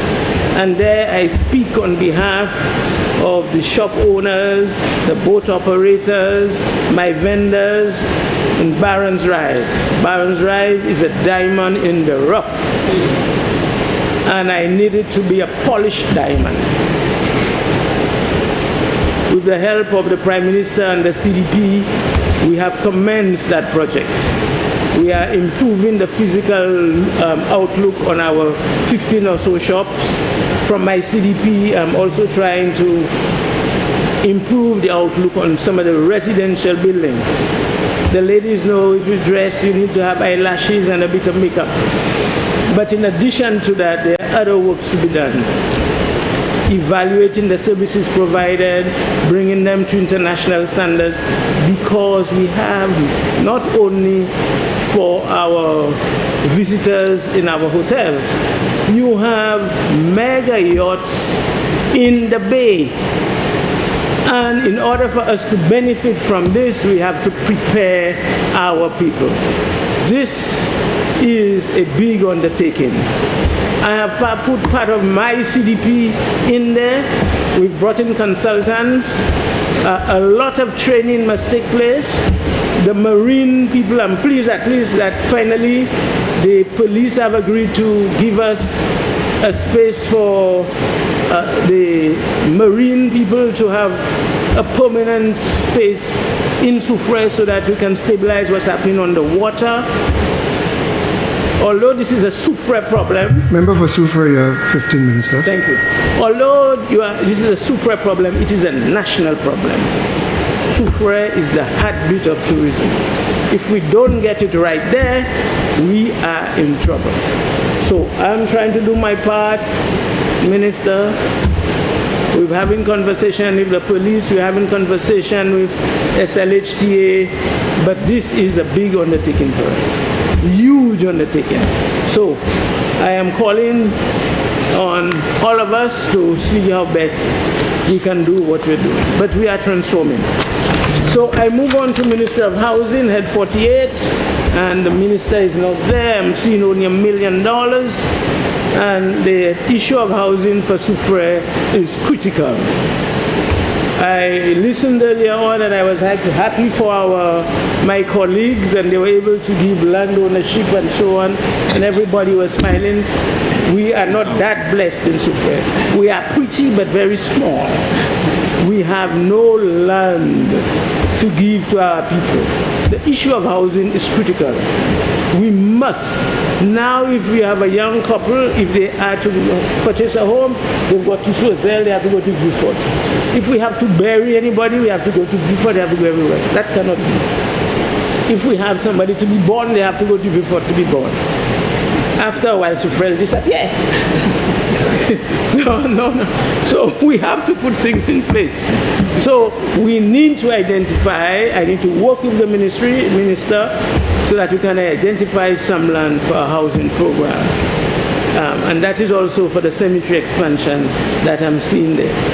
I'm seeing on page 418, Tongan Village Council, $3.something million, and I welcome this, because we have persons serving as councillors and they were handicapped in terms of responding to the needs of what was happening on the ground. Soufrière again was a little unique because we could sometimes call on the central bank to assist us. But I'm pleased that we are ensuring that all the councillors have something. Ministry of Education under Head 52, I see special education services, $403,000, and I want to take this moment to thank Ms. Regis and her team at the Soufrière Special Ed for the tremendous work that they are doing. Minister for Education, I saw major repairs and rehabilitation. Minister for Education, $2.2 million. I didn't see anything there for Soufrière. Minister for Education, Soufrière Primary School and Soufrière Comprehensive Secondary School, both of them are in dire need of repairs. We're getting it? We are getting it. Thank you. On page 515, the ICT integration project, $2.3 million. I want to thank the government of Taiwan for renovating the ICT center. But what is missing now, for me, is the absence of relevant programs. We have a renovated center, we have the computers, we need consistent programs so that we can get our young people trained. And what I need to put there is we need Soufrière needs an early childhood center. Early childhood center, and I think that is it. Youth department, head 54. Mr. Minister, I want to thank you for the work that you have done on the stadium, but I want to tell you on behalf of the people of Fauché-Jacques that we need to look at our playing field. The lighting is poor. There was no washroom. I've used my CDP, so the washroom is now attended to. But the technical part, I'm going to leave this to you. Okay, we need some attention there. On the head 55, sustainable development, we have a restorative flagship program of $550,000, and there Minister Soufrière would like some attention there as it relates to our coral reef restoration. I want to take this moment to thank Mr. Ariste for the work that he's doing with our young people in that area, but definitely I welcome that project because of its importance. Under the Minister of Economic Affairs, Economic Development, Youth Economy, head 56, street lighting replacement program, $12.8 million there. Minister Soufrière is in a little bit of a darkness. We really need a lot of light. I mean, I know I'm the light there, but I mean, I can't light the whole place. I need some light, okay? So we got at least 7 lights or whatever, but we need more than that.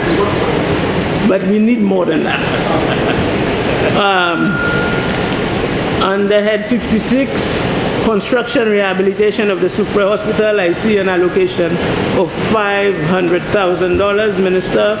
I just want us to start, okay? Okay, good. I want to thank the Minister for that as well, Prime Minister, and now you, but let's see that. And page 597, design supervision of projects, $3.8 million, and there I'm looking at the Soufrière administrative building and see how best we can address that for the people of Soufrière. Youth empowerment on page 612, boys to men mushroom agribusiness employment. I would need some help there so that our young people can benefit from that particular program. Mr. Speaker, the GPH work has started in earnest, and I will report on it down the road. The work has started both in the Barons Drive area as well as next to the market. So for me, Mr. Speaker, I'm happy with everything that is here in this budget, but in summary, the critical areas for Soufrière: water, the Colobet water project, Minister for Utilities, critical for us. So I know PM made a commitment before sometime last year. That project, we need the pipes, is something like $2.something million. Mrs. Minister, we need to see how we're going to get this. And we have another challenge for water, which is constituency-wide. We need to address it. I've spoken about a housing program. We need some land and some houses. I've spoken about the lighting issue. I've spoken about irrigation and input and tiller for my farmers. One thing I've not spoken about is the development of the Margaretwood and Asmawo Beach. We need that because at the moment the Enchasne Beach and the Sugar Beach on the other side are all overpopulated. That's in progress, but to me I'm not seeing it there, but that's an area that we need to work on.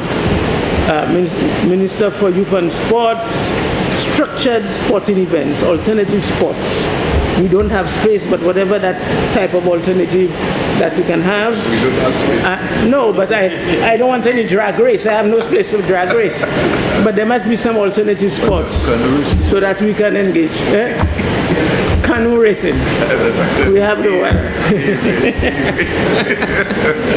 So, Mr. Speaker, in concluding, I want to remind my constituents of Soufrière Fauché-Jacques that Auntie is back. I am back because they wanted me back. And based on all the conversations that we're having there, that they have not been forgotten in this revenue and expenditure statements. I want to thank the Prime Minister for that. I want to thank every minister for that. I also want to take this moment to inform the elderly, the homeless, that the government has put you first.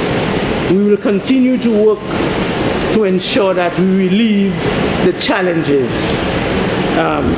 Having serious conversation with my staff at the Ministry of Equity so that we become a lot more efficient in the delivery of services on the ground.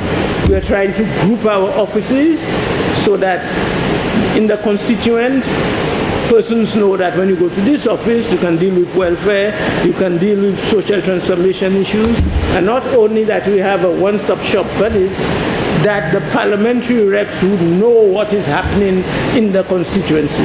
So we're actually working to transform how we deliver service within the Ministry of Equity. Within Comfort Bay, Mr. Speaker, we went in there, we took a walk, and we are working on increasing the number of residents by about 40. I walked in and there were a lot of space and a lot of things that were not supposed to be there.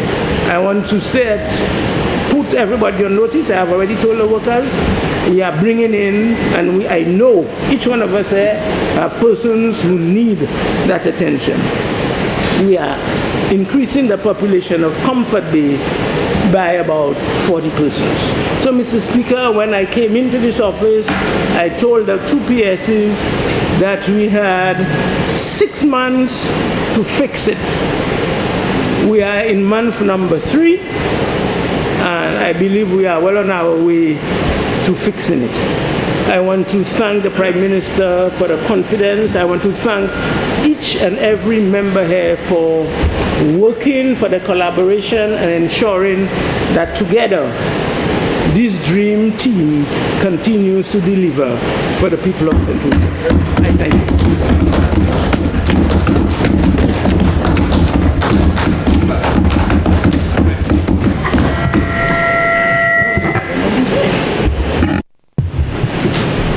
Madam Member for Soufrière, before I call on the leader of government business, ordinarily he's sharp enough and alert enough to catch on to those things. But I noticed it slipped him today when you said the GPS work has started in earnest. And I whispered, not in earnest. No. Leader of government business. I heard. Mr. Speaker, I beg that this House stand suspended until 2 in the afternoon. Honourable members, the question is that this House stands suspended until 2 p.m. I now put the question. As many as of that opinion say aye. As many of a contrary opinion say no. I think the ayes have it. The ayes have it. Sitting suspended.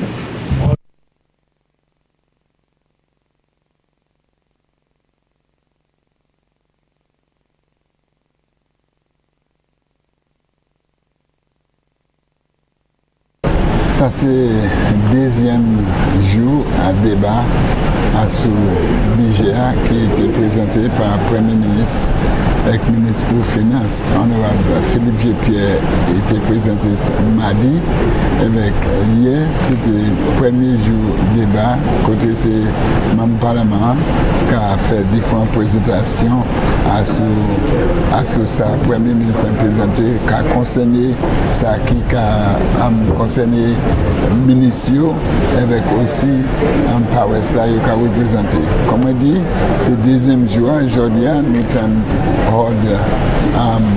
même Parlement, nous commençons aujourd'hui, nous avons le Premier ministre, ça c'est même Parlement pour Gros-Islet, qui était intéressant pour, il dit Gros-Islet, autant bagaille que Gros-Islet, presque qu'on pays par quoi, Gros-Islet, quand il dit en anglais, Gros-Islet c'est un country, un pays par quoi, puisque Gros-Islet ni toute bagaille. Après c'était même Parlement pour notre cas, honorable Stevenson King, qui est ministre senior, il était capable de parler à cette situation. Mais ce qui était intéressant, c'est la manière il réfléchit à ce temps en Parlement depuis qu'il entre en politique. Et ça c'est 39 l'année il est en politique. Ça veut dire l'année prochaine, quand il 40 l'année depuis en politique, avec aussi, comme on dit, il parlait à toutes ces différents ministres. Après, c'était même Parlement pour Soufouye, Font-Saint-Jacques, on est à Emma Hippolyte, nous en écrivons Talia, qui parlait aussi à cette situation en ministre. So, Virgil? There we have it. So we had 3 speakers this morning, as Mike said, and the House is suspended until the next hour. The next hour. Yes. Of course, the MP for Gros-Islet had already started things this morning, a very energized contribution, and in all the ministers were in fact pleased with the budget, offering their support and speaking on their satisfaction with the various allocations, and all more or less reflecting on how the Prime Minister has managed the economy. They expressed gratitude, saying the Prime Minister has done a tremendous job stewarding the economy, of course referencing the 3 years of consecutive economic growth. They speak about the surplus, the budget surplus, and they are all promising to do great and wonderful things, all promising, of course, more details in the debate on the allocations, on the appropriations that should be coming up maybe in about 3 weeks or so. So there we have it. We suspended. Avant nous fermer, il est important pour nous observer que nous pouvons même Parlement pour soutenir coup, il peut présenter une pièce pour nier avec Jodia. Mais il est ouvert peut-être après déjeuner. Nous pouvons, mais pour le moment, nous savons il peut présenter un cas comme ça. That's correct, Michael. So join us again in the next hour. What time, Michael? At 2 o'clock.